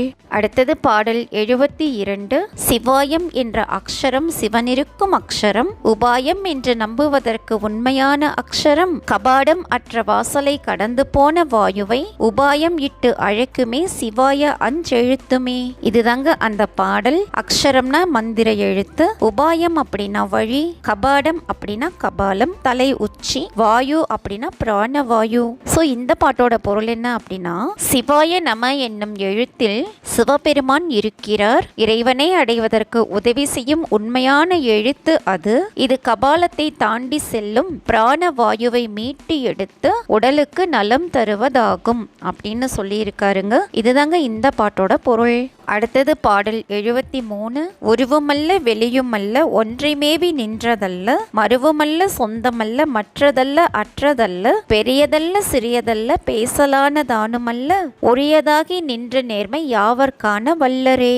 மருவுமல்ல அப்படின்னா ஒன்றை பற்றி நினைப்பதும் அல்ல அப்படின்னு அர்த்தம். இந்த பாட்டோட பொருள் என்ன அப்படின்னா, உருவம் அற்றது, அதனால் வெளி என்று சொல்லவும் முடியாதது, ஒன்றை பற்றி நினைப்பதோ தழுவிக்கொள்வதோ யாருக்கும் சொந்தமானதோ மற்ற விளக்கங்களுக்கோ உரியதும் அன்று, விளக்கம் கூறவே முடியாததும் அன்று, பெரியதும் சிறியதும் இவ்விரண்டுமே அன்று, அனைவருக்கும் சொந்தமாகி தவறாமல் செயல்படும் அதனை யார் உணரும் ஆற்றல் பெற்றவர்கள், இத்தனைக்கும் உரியது இறைவனின் அருளே அப்படின்னு சொல்லியிருக்காரு. இதுதாங்க இந்த பாட்டோட பொருள். அடுத்தது பாடல் 74. ஆத்துமா அனாதியோ அனாத்துமா அனாதியோ மீத்திருந்த ஐம்பொறி புலன்களும் அனாதியோ தர்க்கமிக்க நூல்களும் சதாசிவமும் அனாதியோ வீக்க வந்த யோகிக்கால் விரைந்துரைக்க வேண்டுமே. இதுதாங்க அந்த பாடல். ஆத்மா அப்படின்னா ஆன்மா, உயிர். அனாதி அப்படின்னா தோன்றியது எப்போது என்று கண்டறிய முடியாதது அப்படின்னு அர்த்தம். ஸோ இந்த பாட்டோட பொருள் என்ன அப்படின்னா, உன்னில் இருக்கும் உயிர் அனாதியா, அனைத்திலும் இருக்கும் இறைவன் அனாதியா, உனக்குள் இருக்கும் ஐம்பொறிகள் அனாதியா, ஐம்புலன்கள் அனாதியா, தர்க்க நூல்கள் அனாதியா, ஆக்ஞாவில் உள்ள சதாசிவம் அனாதியா என்பதை யோகிகளே நீங்கள்தான் விரைந்து உரைக்க வேண்டும் அப்படின்னு சொல்லியிருக்காருங்க. இதுதாங்க இந்த பாட்டோட பொருள். அடுத்தது 75வது பாடல். அறிவிலே பிறந்திருந்த ஆகமங்கள் ஓதுரீர் நெறியிலே மயங்குகின்ற நேர்மையொன்று அருகிலீர் உரியிலே தயிர் இருக்க ஊர் புகுந்து வெண்ணெய் தேடும் அறிவிலாத மாந்தரோடு அணுகுமாறு அது எங்கனே. உரி அப்படின்னா பானை, மாந்தர் அப்படின்னா மக்கள். இந்த பாட்டோட பொருள் என்ன அப்படின்னா, அறிவில் பிறந்தவையான ஆகமங்களை ஓதுகிறீர்கள், வாழ்வில் பலரும் மதிமயங்கும் இயல்பு பற்றி அறியாமல் இருக்கிறீர்கள், உரியிலே தயிர் இருக்கும் போது வெண்ணெயை தேடி ஓரெங்கும் அலையலாமா? அப்படிப்பட்ட அறிவில்லாத மனிதர்களை நான் அணுகுவது எப்படி? இறைவன் நம் உள்ளத்திலேயே இருக்கிறான், அவனை வெளியே தேடுவது அறியாமை ஆகும் அப்படின்னு சொல்லியிருக்காருங்க. இதுதான் இந்த பாட்டோட பொருள். அடுத்தது பாடல் 76. இருவர் அங்கமும் பொருந்தி என்பு உருகி நோக்கிலீர் ஒரு அரங்கமாகி நின்ற உண்மை ஒன்றை ஓர்க்கிலீர் கரு அரங்கமாகி நின்ற கற்பனை கடந்த பின் திருவரங்கம் என்று நீர் தெளிந்திருக்க வல்லிரே. இதுதாங்க அந்த பாடல். அங்கம் அப்படின்னா உடல், இருவர் அப்படிங்கிறது ஒன்று பக்தன், ரெண்டு இறைவன், என்பு அப்படின்னா எலும்பு. ஸோ இந்த பாட்டோட பொருள் என்ன அப்படின்னா, பக்தன் கடவுள் இவ்விருவரின் உடம்பும் ஒன்றாகி பாவனையால் அன்பு பெருகி எலும்பும் உருகுமாறு நின்ற நிலையை உணராமல் இருக்கிறீர்கள், உருவம் கொண்டு நிற்கும் இறைவனின் உண்மையை ஆராயாமல் இருக்கிறீர்கள், கருவில் இருக்கும் போதே நம்மை பற்றி கொண்ட மாயையால் வரும் கற்பனையை அகற்றி திருவரங்கத்து இறைவனையே சிந்தை செய்து இருப்பீராக அப்படின்னு சொல்லியிருக்காரு. இதுதாங்க இந்த பாட்டோட பொருள். அடுத்தது பாடல் 77. கருக்குழியில் ஆசையாய் காதலுற்று நிற்கிறீர் குறுக்கிடுக்கும் ஏழைக்கால் குலாவுகின்ற பாவிக்கால் திருத்துருத்தி மெய்யினார் சிவந்த 5 எழுத்தையும் உருக்கழிக்கும் உம்மையும் உணர்ந்து உணர்ந்து கொள்ளுமே. இதுதாங்க அந்த பாடல். கருக்குழி அப்படின்னா யோனி, காதல் அப்படின்னா காமம், எல்லையற்ற ஆசைனும் எடுத்துக்கலாம். குலாவுகின்ற அப்படின்னா சேர்ந்திருக்கின்ற, மெய் அப்படின்னா உடல், 5 எழுத்து அப்படின்னா திருவைந்தெழுத்து மந்திரமான சிவாய நம என்பது உருக்கழிக்கும் அப்படின்னா உருவம் மாறும் அப்படின்னு அர்த்தம். ஸோ இந்த பாட்டோட பொருள் என்ன அப்படின்னா, எண்ணற்ற ஆசை கொண்ட அறிவற்றவர்களே, எப்போதும் இதே ஆசைகளை கொண்டிருப்போரை சேர்ந்திருக்கும் பாவிகளே, பெண்ணின் யோனியின் மீது காமம் கொண்டு நிற்கிறீர்கள், வாசியோகம் என்னும் பிராணாயாம பயிற்சி செய்து திருவைந்தெழுத்து மந்திரமான சிவாய நம என்று ஓதினால் உங்களுடைய உருவம் மாறும், உங்களை நீங்களே உணர்ந்து கொள்ளலாம். காற்றடிக்கும் கொல்லன் கருவி துருத்தி எனப்படும். அதுபோல பிராணாயாம பயிற்சி செய்யும் போது வயிறு புடைத்திருப்பதை சிவவாக்கியர் திருத்துருத்தி அப்படிங்கிற சொல்லால் குறிப்பிட்டிருக்காரு. இதுதாங்க இந்த பாட்டோட பொருள். அடுத்தது பாடல் 78. மண்ணிலே பிறக்கவும் வழக்கலாது உரைக்கவும் எண்ணிலாத கோடி தேவர் என்னது உன்னது என்னவும் கண்ணிலே கண்மணி இருக்க கண் மறைந்தவாறு போல் எண்ணில் கோடி தேவரும் இதின் கனால் விழிப்பதே. வழக்கலாது அப்படின்னா வழக்கில் இல்லாதது, என்னது உன்னது அப்படின்னா என்னுடையது உன்னுடையது, எண்ணில் அப்படின்னா கணக்கற்ற அப்படின்னு அர்த்தங்க. ஸோ இந்த பாட்டோட பொருள் என்ன அப்படின்னா, மண்ணில் பிறக்கவும் முன்பு வழக்கில் இல்லாதவற்றை பற்றி பேசவும் கணக்கில்லாத கோடி தேவர்களின் ஆற்றல் தான் தேவைப்படும். அதனால் ஒவ்வொரு தேவரும் என் ஆற்றலால் தான் உன் ஆற்றலால் தான் என்று போட்டியிடுவார்கள். கண்ணின் உள்ளே பார்க்கும் திறன் கொண்ட மணி இருந்தாலும் கண் அதை பார்க்காமல் இருப்பது போல கணக்கில்லாத கோடி தேவர்களின் ஆற்றலும் மனிதர்களின் உடல் மூலம் செயல்படுகின்றன. மனிதர்களும் தேவர்களும் ஒருவரையொருவர் சார்ந்திருக்கின்றனர் அப்படின்னு சொல்லியிருக்காரு. இதுதாங்க இந்த பாட்டோட பொருள். அடுத்தது பாடல் 79. மண்கலம் கவிழ்ந்த போது வைத்து வைத்து அடுக்குவார், வெண்கலம் கவிழ்ந்த போது வேணுமென்று பேணுவார், நம் களம் கவிழ்ந்த போது நாருமென்று போடுவார், என் கலந்து நின்ற மாயம் என்ன மாயம் ஈசனே. இதுதாங்க அந்த பாடல். மண்கலம் அப்படின்னா மண்ணால் செய்யப்பட்ட பாத்திரம், பேணுவார் அப்படின்னா பாதுகாத்து வைப்பார், நம் களம் அப்படிங்கிறது நமது உடல், நாறுதல் அப்படின்னா துர்நாற்றம் வீசுதல் அப்படின்னு அர்த்தம். ஸோ இந்த பாட்டோட பொருள் என்ன அப்படின்னா, மண்ணால் செய்யப்பட்ட பாத்திரம் உடைந்தால் அதை தனியே எடுத்து அடுக்குவார்கள். வெண்கலம் என்ற உலோகத்தால் ஆன பாத்திரம் உடைந்தாலும் அது விலை போகும் என்று பாதுகாப்பாக வைப்பார்கள். உயிர் இருக்கும் உடம்பாகிய நம் உடல் அழிந்து விட்டால் துர்நாற்றம் அடிக்கும் என்று தூர வீசுவார்கள். இப்படி சல்லி காசுக்கும் உதவாத என்சான் உடம்பில் நீ நின்று ஆடிய மாயம்தான் என்ன மாயம் ஈசனே அப்படின்னு சொல்லியிருக்காரு. இதுதாங்க இந்த பாட்டோட பொருள். அடுத்தது பாடல் 80. மிக்க செல்வம் நீர் படைத்த விறகுமேவி பாவிக்கால் விறகுடன் கொளுத்திமேனி வெந்து போவது அருகிலீர், மக்கள் பெண்டீர் சுற்றம் என்று மாயை காணும் இவையெல்லாம் மரளி வந்து அழைத்த போது வந்து கூடல் ஆகுமோ. இதுதாங்க அந்த பாடல். மிக்க செல்வம் அப்படின்னா மிகுதியான செல்வம், விறகு மேவி பாவிக்கால் அப்படின்னா ஆணவத்துடன் வாழும் பாவிகளே அப்படின்னு அர்த்தம். மக்கள்னா பிள்ளைகள், பெண்டீர் அப்படின்னா மனைவி, சுற்றம் அப்படின்னா உறவினர், மரளி அப்படின்னா யமன். சோ இந்த பாட்டோட பொருள் என்ன அப்படின்னா, பாவ செயல்கள் செய்து நிறைந்த செல்வங்களை பெற்று ஆணவத்துடன் வாழும் பாவிகளே, பல வகையான சொத்துக்களும் உங்கள் உடம்பை விட்டு உயிர் பிரிந்து போன பின்பு அழிந்து விடும். பிறகு உங்கள் உடம்பும் விறகில் வெந்து போவதை அறியாதவர்களாக நீங்கள் இருக்கிறீர்கள். பிள்ளைகள், மனைவி, உறவினர்கள் என்று மாயையால் நீங்கள் காணும் இவர்கள் யாவருமே யமன் வந்து அழைக்கும் போது உங்களுடன் வருவார்களா அப்படின்னு சொல்லியிருக்காரு. இதுதாங்க இந்த பாட்டோட பொருள். இப்போ நம்ம பார்க்க போற பாடல் 81. ஒக்க வந்து மாதுடன் செறிந்த இடத்தில் ஒழுகியே ஒருவராகி இருவராகி இளமை பெற்ற ஊரிலே அக்கு அணிந்து கொன்றை சூடி அம்பலத்தில் ஆடுவார், அஞ்செழுத்தை ஓதிடில்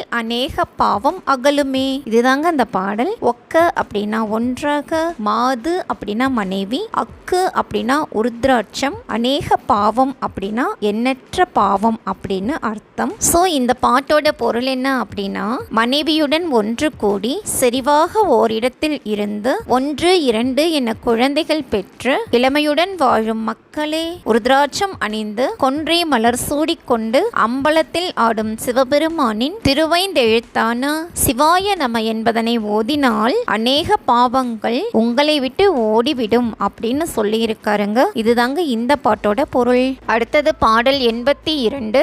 மாடு கன்று செல்வமும் மனைவி மைந்தர் மகிழவே மாடமாளி கைப்புறத்தில் வாழுகின்ற நாளிலே ஓடி வந்து காலத்தூதர் சடுதியாக மோதவே உடல் கிடந்து உயிர் கழன்ற உண்மை கண்டு உணர்கிலீர். இதுதாங்க அந்த பாடல். மைந்தர் அப்படின்னா பிள்ளைகள், காலதூதர் அப்படின்னா யம தூதர்கள், கழுன்ற அப்படின்னா பிரிந்த அப்படின்னு அர்த்தம். ஸோ இந்த பாட்டோட பொருள் என்ன அப்படின்னா, மாடுகள் மற்ற செல்வங்கள் மனைவி குழந்தைகள் மகிழ்ச்சியோடு வாழ்வதற்கு மாட மாளிகை என நீங்கள் வாழும்போது யமன் உங்கள் உயிரை பறித்தால் உங்கள் உடல் மட்டும் கீழே கிடக்கும். இதுவே உலகின் உண்மை என கண்டு உணர்வீராக, உயிருள்ள போதே இறைவனை கண்டுணர வேண்டும் அப்படின்னு சொல்லியிருக்காரு. இதுதாங்க இந்த பாட்டோட பொருள். அடுத்தது 83வது பாடல். பாடல். பாடுகின்ற உம்பருக்கு ஆடுபதம் உன்னியே பழுதிலாத கண்மக்கூட்டம் இட்ட எங்கள் பரமனே, நேடு செம்பொன் அம்பலத்துள் ஆடு கொண்ட அப்பனே, நீலகண்ட காலகண்ட நித்திய கல்யாணனே. இதுதாங்க அந்த பாடல். உம்பர் அப்படின்னா தேவர், உன்னி அப்படின்னா நினைத்து, பழுதில்லாத அப்படின்னா குற்றமற்ற, கண்மம் அப்படின்னா செயல், காலகண்டன் அப்படின்னா கருத்த கண்டம் உடையவன் அப்படின்னு அர்த்தம். ஸோ இந்த பாட்டோட பொருள் என்ன அப்படின்னா, அம்பலத்தில் ஆடும் திருவடிகளை எண்ணியே பாடும் தேவர்களுக்கு குற்றமற்ற கர்மங்களை வகுத்த இறைவனே, நீண்ட செம்பொன் அம்பலத்தில் ஆடுகின்ற எங்கள் அப்பனே, நீலகண்டனே, கருத்த கண்டனே, தினமும் மங்கள வடிவமாக இருப்பவனே அப்படின்னு சொல்லியிருக்காருங்க. இதுதாங்க இந்த பாட்டோட பொருள். அடுத்தது பாடல் 84. கானமற்ற காட்டகத்தில் வெந்தெழுந்த நீரு போல் ஞானமற்ற நெஞ்சகத்தில் வல்லது ஏதுமில்லையே, ஊனமற்ற சோதியோடு உணர்வு சேர்ந்து அடக்கினால் தேன் அகத்தின் ஊரல் போல் தெளிந்ததே சிவாயமே. இதுதாங்க அந்த பாடல். கானமற்ற காடு அப்படின்னா சுடுகாடுன்னு அர்த்தம். நீருனா சாம்பல், ஞானம்னா மெய்யறிவு, ஊனமற்ற சோதி அப்படின்னா குறையேதும் இல்லாத சோதி அப்படின்னு அர்த்தம். ஸோ இந்த பாட்டோட பொருள் என்ன அப்படின்னா, இந்த உடலை சுடுகாட்டில் வைத்து எரிக்கும் போது அது ஒன்றுக்கும் உதவாத சாம்பலாகிவிடும். அதுபோல் மெய்யறிவு சிறிதும் இல்லாத உள்ளம் கொண்டவர்களிடம் நல்லது ஒன்றுமே இருக்காது. அறிவாக சுடர்விட்டு விளங்கும் சோதியை அறிந்து அங்கேயே நம் உணர்வையும் மனத்தையும் நிலைநிறுத்தி தியானம் செய்தால் தேனுக்குள் அடங்கி இருக்கும் சுவையானது நாவில் ஊறுவது போல் ஈசனின் அருளால் ஆனந்தம் கிடைக்கும் அப்படின்னு சொல்லியிருக்காருங்க. இதுதாங்க இந்த பாட்டோட பொருள். அடுத்தது பாடல் 85. பருகியோடி உம்முலை பறந்து வந்த வெளிதனை நிரவியே நினைந்து பார்க்கில் நின்மலம் அதாகுமே, உருகியோடி எங்குமாய் ஓடும் சோதி தன்னுளே கருதடா உனக்கு நல்ல காரணம் அது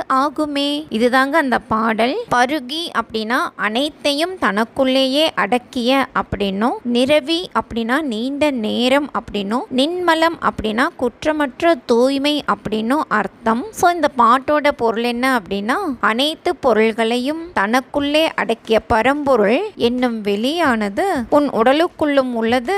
அதையே நீண்ட நேரம் நினைந்து தியானம் செய்தால் குற்றமற்ற தூய்மையான உணர்வு உண்டாகும். எங்கும் பறந்து ஓடும் பரம்பொருளாகிய சோதி உன் உள்ளேயும் இருப்பதை எண்ணினால் உனக்கு வீடு பேறு கிடைக்க வல்ல காரணமாக அதுவே அமையும் அப்படின்னு சொல்லியிருக்காரு. இதுதாங்க இந்த பாட்டோட பொருள். அடுத்தது பாடல் 86. சோதி பாதி ஆகி நின்று சுத்தமும் பழித்து வந்து போதியாத போதகத்தை ஓதுகின்ற பூரணா, வீதியாக ஓடி வந்து விண்ணடியின் ஊடு போய் ஆதிநாதன் நாதன் என்று அனந்த காலம் உள்ளதே. இதுதாங்க அந்த பாடல். போதகம் அப்படின்னா உபதேசம், பூரணா அப்படின்னா இறைவனே, அனந்த காலம் அப்படின்னா பல காலம் அப்படின்னு அர்த்தம். ஸோ இந்த பாட்டுக்கு என்ன பொருள் அப்படின்னா, அகண்ட பிளவுபடாத சோதியில் பாதி அளவு ஆகி வந்து தூய்மை மிகுந்து வேறு ஒருவரும் போதிக்காத ஞானத்தை ஓதிய முழுமையான இறைவனே, உபதேசம் பல வீதிகளிலும் சென்று விண் வழியாக ஊடுருவி பல காலமும் கடந்து ஆதிகுருநாதன் சொன்னது என்று பல காலமாக விளங்குகிறது. இறைவன் முழுமையான சோதி வடிவமாக விளங்குபவன். ஓர் உருவம், அதாவது தட்சிணாமூர்த்தி அப்படின்னு ஒரு உருவம் எடுத்ததனால பாதி அளவு சோதி அப்படின்னு சொல்லி இருக்காரு சிவவாக்கியர். இதுதாங்க இந்த பாட்டோட பொருள். அடுத்தது பாடல் 87. இறைவனால் எடுத்த மாட தில்லையம்பலத்திலே அறிவினால் அடுத்த காயம் அஞ்சினால் அமர்ந்ததே, கருவில் நாதம் உண்டு போய் கழன்ற வாசல் 9 ஒருவராய் ஒருவர் கோடி உள்ளுளே அமர்ந்ததே. இதுதாங்க அந்த பாடல். காயம்னா உடல், அஞ்சு அப்படின்னா ஐம்பெரும் பூதங்கள், அது நிலம், நீர், நெருப்பு, காற்று, ஆகாயம் அப்படின்னு நம்மளுக்கே தெரியும். நாதம் அப்படின்னா கருமுட்டை. ஸோ இந்த பாட்டோட பொருள் என்ன அப்படின்னா, நமது உடலிலேயே சிவபெருமான் குடியிருக்கும் சிதம்பரமாகிய ஆகாய தலத்தில் அறிவாக விளங்கும் சித்தத்தை அறிவீராக. அந்த அறிவால் அமைந்த இந்த உடலானது நிலம், நீர், நெருப்பு, காற்று, ஆகாயம் என 5 பூதங்களால் ஆனது. கருவில் ஸ்ரோனிதமாகிய முட்டையில் புகுந்து சென்று தெய்வீகமான 9 வாயிலும் கொண்டு ஒவ்வொன்றுக்கும் ஒவ்வொரு தேவர் என்று உடலில் பலர் கூடினர் என்று உணர்வீராக. பூதங்களில் இருந்து 9 வாசலும் பிரிந்து வந்ததால் கழன்ற வாசல் அப்படின்னு சொல்லியிருக்காரு. இதுதாங்க இந்த பாட்டோட பொருள். அடுத்தது பாடல் 88. நெஞ்சிலே இருந்திருந்து நெருங்கியோடும் வாயுவை அன்பினால் இருந்து நீர் அருகிருத்த வல்லிரேல் அன்பர் கோயில் காணலாம் அகலும் என் திசைக்குள்ளே தும்பியோடி ஓடியே சொல்லடா சுவாமியே. இதுதாங்க இந்த பாடல். வாயு அப்படின்னா பிராணவாயு. இது நெஞ்சிலே இருந்து ஓடிக்கொண்டிருக்கும். என் திசை அப்படின்னா 8 திசைகள். சுவாமியே அப்படின்னா ஜீவன் முக்தரே அப்படின்னு அர்த்தம். சோ இந்த பாட்டுக்கு என்ன பொருள் அப்படின்னா, நெஞ்சிலே இருந்து ஓடிக்கொண்டிருக்கும் பிராண வாயுவை யோக பயிற்சியினால் நிறுத்தி அன்பினும் பக்தியுடன் தியானம் செய்து வாசியை உங்களுக்குள்ளே இருத்த வல்லவர்களானால் அந்த வாசியானது நம் உயிரில் கலந்து இறைவன் இருப்பிடத்தை உணர்த்தும். பாவங்கள் யாவுமே அகலும். 8 திசைகளிலும் இயங்கும் இறைவனை அறிந்து உணர்ந்து தும்பியானது ரீங்காரம் இடுவது போன்று உமக்குள்ளே வாசியை ஓட்டி தியானம் செய்து இறைவனை அடைவீர் ஜீவன் முக்தரே அப்படின்னு சொல்லியிருக்காரு. இதுதாங்க இந்த பாட்டோட பொருள்.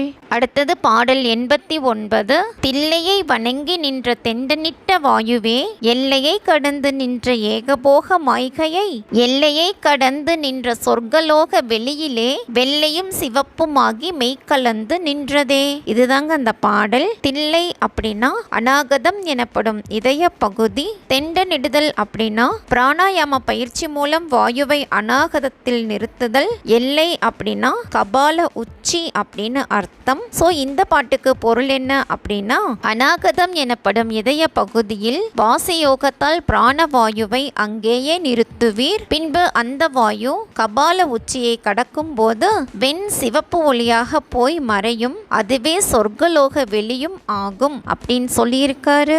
இதுதாங்க இந்த பாட்டோட பொருள். அடுத்தது 90வது பாடல். உடம்பு உயிர் எடுத்ததோ உயிர் உடம்பு எடுத்ததோ உடம்பு உயிர் எடுத்த போது உருவம் ஏது செப்புவீர். உடம்பு உயிர் எடுத்த போது உயிர் இறப்பது இல்லையே உடம்புமை மறந்து கண்டு உணர்ந்த ஞானம் ஓதுமே.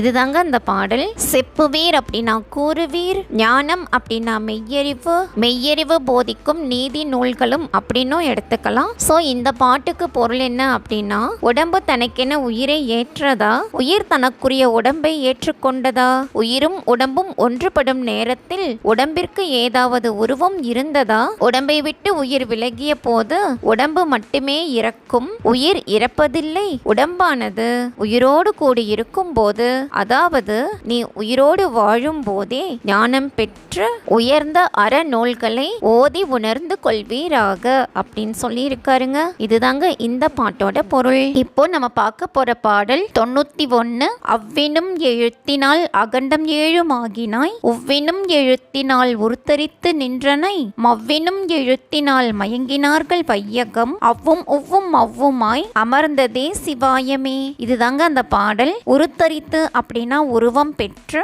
வையகம்னா உலகம், அவ்வும் உவ்வும் மவ்வும் அப்படின்னா ஆ பிளஸ் ஓ பிளஸ் இம் ஓம் எனும் எழுத்தாகும். அதுவே சிவாய நம என்னும் மந்திரமும் ஆகும். சோ இந்த பாட்டோட பொருள் என்ன அப்படின்னா, ஆயனும் எழுத்தினால் உலகம் தோன்றும் ஆதலால் அகண்டு விரிந்த 7 உலகமும் ஆனாய் ஓயனும் எழுத்தினால் உருவம் கொண்டாய் எனும் எழுத்து முடிவை உணர்த்துவதால் உலகில் வாழும் உயிர்கள் யாவுமே மயங்கின. ஆ பிளஸ் ஓ பிளஸ் இம் இந்த 3 எழுத்துகளும் ஒன்றாகி ஓம் என ஒரே ஒளியாகி சிவாய நம என்ற திருவைந்தெழுத்தின் முழுமையையும் பெறுகிறது.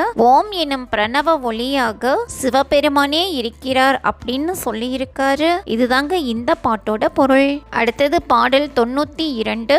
மந்திரங்கள் உண்டு நீர் மயங்குகின்ற மானிடர் மந்திரங்களாவது மரத்தில் ஊரல் அன்று கான் மந்திரங்களாவது மதத்தெழுந்த வாயுவை மந்திரத்தை உண்டவர்க்கு மரணம் ஏதும் இல்லையே. இதுதாங்க அந்த பாடல். மானிடர் அப்படின்னா மனிதர், மதத்தெழுந்த வாயு அப்படின்னா மந்திரம் சொல்லும் போது எழும் பிராணவாயு, மரணம் அப்படின்னா இறப்பு. சோ இந்த பாட்டுக்கு என்ன பொருள் அப்படின்னா, மந்திரங்கள் உண்டு என அறிவு மயங்கும் மனிதர்களே, மந்திரம் என்பது செயல்திறத்தை உள்ளடக்கிய மதுவை போன்று ஊரல் கொண்ட சரக்கு அன்று. மந்திரங்கள் சொல்லும் போது எழும் பிராணவாயுவை அடைத்தவர்க்கு, அதாவது வாசியோகம் என்னும் பிராணாயாம பயிற்சியை முறைப்படி செய்பவர்களுக்கு மரணம் இல்லை அப்படின்னு சொல்லியிருக்காரு. இதுதாங்க இந்த பாட்டோட பொருள். அடுத்தது பாடல் 93. என்னவென்று சொல்லுவேன் இலக்கணம் இல்லாததை பண்ணுகின்ற செந்தமிழ் பதங்கண்ட பண்பின மின்னகத்தில் மின்னொடுங்கி மின்னதானவாறு போல் என்னகத்துள் ஈசனும் யானும் அல்லது இல்லையே. இதுதாங்க இந்த பாடல். ஒடுங்குதல் அப்படின்னா அடங்குதல், என்னகத்துள் அப்படின்னா என் உள்ளத்தினுள், ஈசன் அப்படின்னா இறைவன். ஸோ இந்த பாட்டுக்கு என்ன பொருள் அப்படின்னா, மந்திரமும் அதனை முறைப்படி ஓதும் முறையும் ஓர் இலக்கணத்திற்கு கட்டுப்பட்டவை அல்ல. செம்மையான தமிழின் பதங்களை கடந்து அவை நிற்கும். ஏனென்றால் மின்னலுக்குள்ளேயே இன்னொரு சக்தி வாய்ந்த மின்னல் ஒடுங்கி இருக்கும். இரண்டு மின்னலும் சேர்ந்து நம் பார்வைக்கு புலப்படும் அளவில் வெளிப்படும். அதுபோலவே இறைவனும் நானும் மனத்தளவில் ஒன்றுபட்டு தனித்தனியாக இல்லாமல் இருக்கிறோம் அப்படின்னு சொல்லியிருக்காரு. இதுதாங்க இந்த பாட்டோட பொருள். அடுத்தது பாடல் 94. ஆலம் வித்தில் ஆள் ஒடுங்கி ஆழமானவாறு போல் வேறு வித்தும் இன்றியே விளைந்து போகம் எய்திடீர் ஆறு வித்தை ஓர்க்கிலீர் அறிவிலாத மாந்தரே பாரும் இத்தை உம்முலே பரபிரமம் ஆவீரே.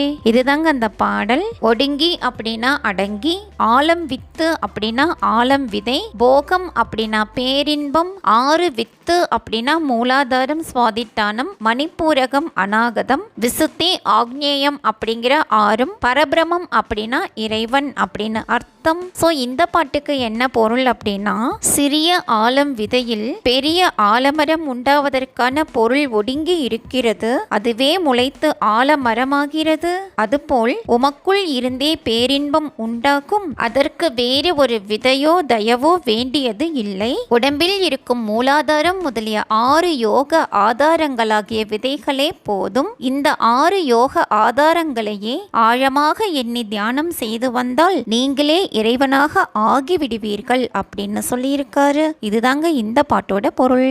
அடுத்தது பாடல் 95. அவ்வுதித்த மந்திரம் அகாரமாய் உகாரமாய் எவ்வெழுத்து அறிந்தவர்க்கு எழுபிறப்பது இங்கிலை சவ்வுதித்த மந்திரத்தை தற்பரத்து இருத்தினால் அவ்வுமுவ்வும் அவ்வுமாய் அமர்ந்ததே சிவாயமே. இதுதாங்க அந்த பாடல். எழுபிறப்பு அப்படின்னா 7 பிறப்பு, சவ்வுனா உடல், தற்பரம் அப்படின்னா இறைவன், சிவாயம் அப்படின்னா சிவாய நம எனும் 5 எழுத்து மந்திரம். சோ இந்த பாட்டுக்கு என்ன பொருள் அப்படின்னா, ஆ உ இம் 3 எழுத்துகளும் கூடி ஓம் என்ற ஒரு எழுத்தாக மாறும். இதனை தியானம் செய்து பழகியவர்களுக்கு 7 பிறப்பும் இல்லாமல் போகும். உடலில் உதித்த மந்திர ஒளியை கடவுளாக பாவித்து கூறினால் ஆ பிளஸ் ஊ பிளஸ் இம் இந்த 3ம் ஒன்று கூடி ஓம் எனும் எழுத்தாகி சிவாய நம என்னும் பயனை தரும் அப்படின்னு சொல்லியிருக்காரு. இதுதாங்க இந்த பாட்டோட பொருள். அடுத்தது பாடல் 96. நவ்விரண்டு காலதாய் நவின்ற மவ் வயிரதாய் சிவ்விரண்டு தோளதாய் சிறந்தவவ்வு வாயதாய் எவ்விரண்டு கண்ணதாய் அமர்ந்து நின்ற நேர்மையில் செவ்வையொத்து நின்றதே சிவாயம் 5 எழுத்துமே. இதுதாங்க அந்த பாடல். செவ்வை அப்படின்னா செம்மை அப்படின்னு அர்த்தம். சோ இந்த பாட்டுக்கு என்ன பொருள் அப்படின்னா, சிவாய நம என்னும் மந்திரத்தை உடலில் பொருத்தி தியானிக்கும் முறையை சிவவாகியர் இப்பாடல் மூலமா சொல்லி இருக்காருங்க. 2 கால்களிலும் நா, வயிற்றில் மா, தோள்கள் 2லும் சி, வாயில் வா, கண்கள் 2ல் யா, இப்படி நம் உடம்பில் சிவாய நம என்ற எழுத்துக்கள் 5ம் நிற்கின்றன அப்படின்னு சொல்லி இருக்காரு. இதுதாங்க இந்த பாட்டோட பொருள். அடுத்தது பாடல் 97. 2 மூலமாய் இயங்கு சக்கரத்துளே சுருண்டு 3 வளையமாய் சுணங்கு போல் கிடந்த தீ முரண்டு எழுந்த சங்கினோசை மூலநாடி ஊடு போய் அரங்கன்பட்டினத்திலே அமர்ந்ததே சிவாயமே.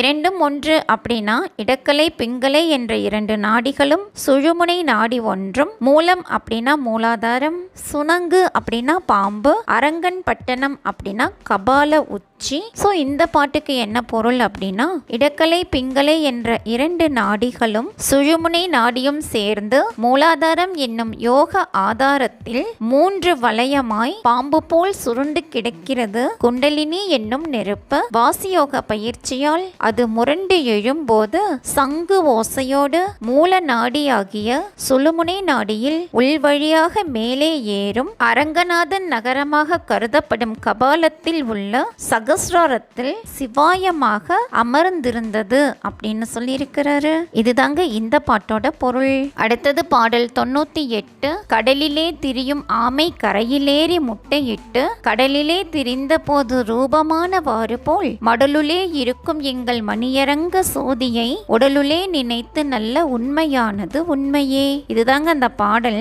ரூபம் அப்படின்னா வடிவம். சோ இந்த பாட்டோட பொருள் என்ன அப்படின்னா, கடலில் திரியும் ஆமையானது கடலை விட்டு கரைக்கு வந்து மணலில் முட்டையிட்டு விட்டு மீண்டும் கடலுக்குள் போய் நீந்தி திரியும். அப்போது அது தன் முட்டையை நினைக்கும். அந்த நினைவின் சூட்டால் அதன் முட்டை பக்குவமாகி அதிலிருந்து சிறிய ஆமைகள் வெளியே வரும். இது போன்று உடலில் எங்கே இருக்கிறார் என்று தெரியாமல் இருக்கும் இறைவனை உடலுக்குள் இருப்பதாக நினைத்து தியானம் செய்தால் அந்த உண்மை கடவுள் உடலில் இருப்பதும் உண்மையே ஆகும் அப்படின்னு சொல்லியிருக்காரு. இதுதாங்க இந்த பாட்டோட பொருள். அடுத்த பாடல் 99.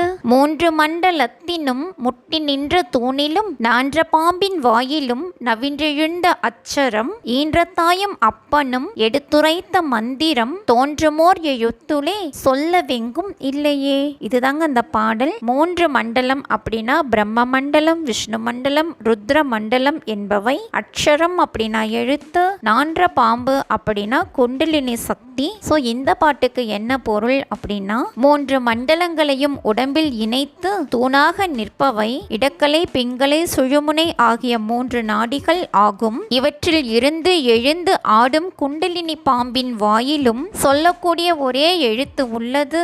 அதுதான் ஓம் என்னும் எழுத்தாகும். இது கடவுளே கூறிய மந்திரம் ஆகும். ஓம் எனும் அந்த ஓர் எழுத்தை ஓதவே வேறு எதுவும் எங்கும் சொல்ல வேண்டாம் அப்படின்னு சொல்லியிருக்காரு. இதுதாங்க இந்த பாட்டோட பொருள். அடுத்தது 100வது பாடல். 3 3 3மே மூவர் தேவர் தேடிடும் 3 அஞ்சும் எழுத்துமாய் முழங்கும் அவ்வெழுத்துலே ஈன்ற தாயும் அப்பனும் இயங்குகின்ற நாதமும் தோன்றும் மண்டலத்திலே சொல்ல வெங்கும் இல்லையே. இதுதாங்க அந்த பாடல். தோன்றும் மண்டலம் அப்படின்னா 6 யோக ஆதாரங்கள். சோ இந்த பாட்டுக்கு என்ன பொருள் அப்படின்னா, 33 தேவரும் 48,000 ரிஷிகளும் 12 ஆதித்யர்களும் தேடி செல்லும் மந்திரங்களாவன ஆ பிளஸ் ஓ பிளஸ் என்னும் 3 எழுத்தும், சிவாய நம என்னும் 5 எழுத்தும், ஓம் நமோ நாராயணாய என்னும் 8 எழுத்து மந்திரமுமே ஆகும். இத்தகைய மந்திரங்களாகவும் ஈன்ற தாய் தந்தையுமாகவும்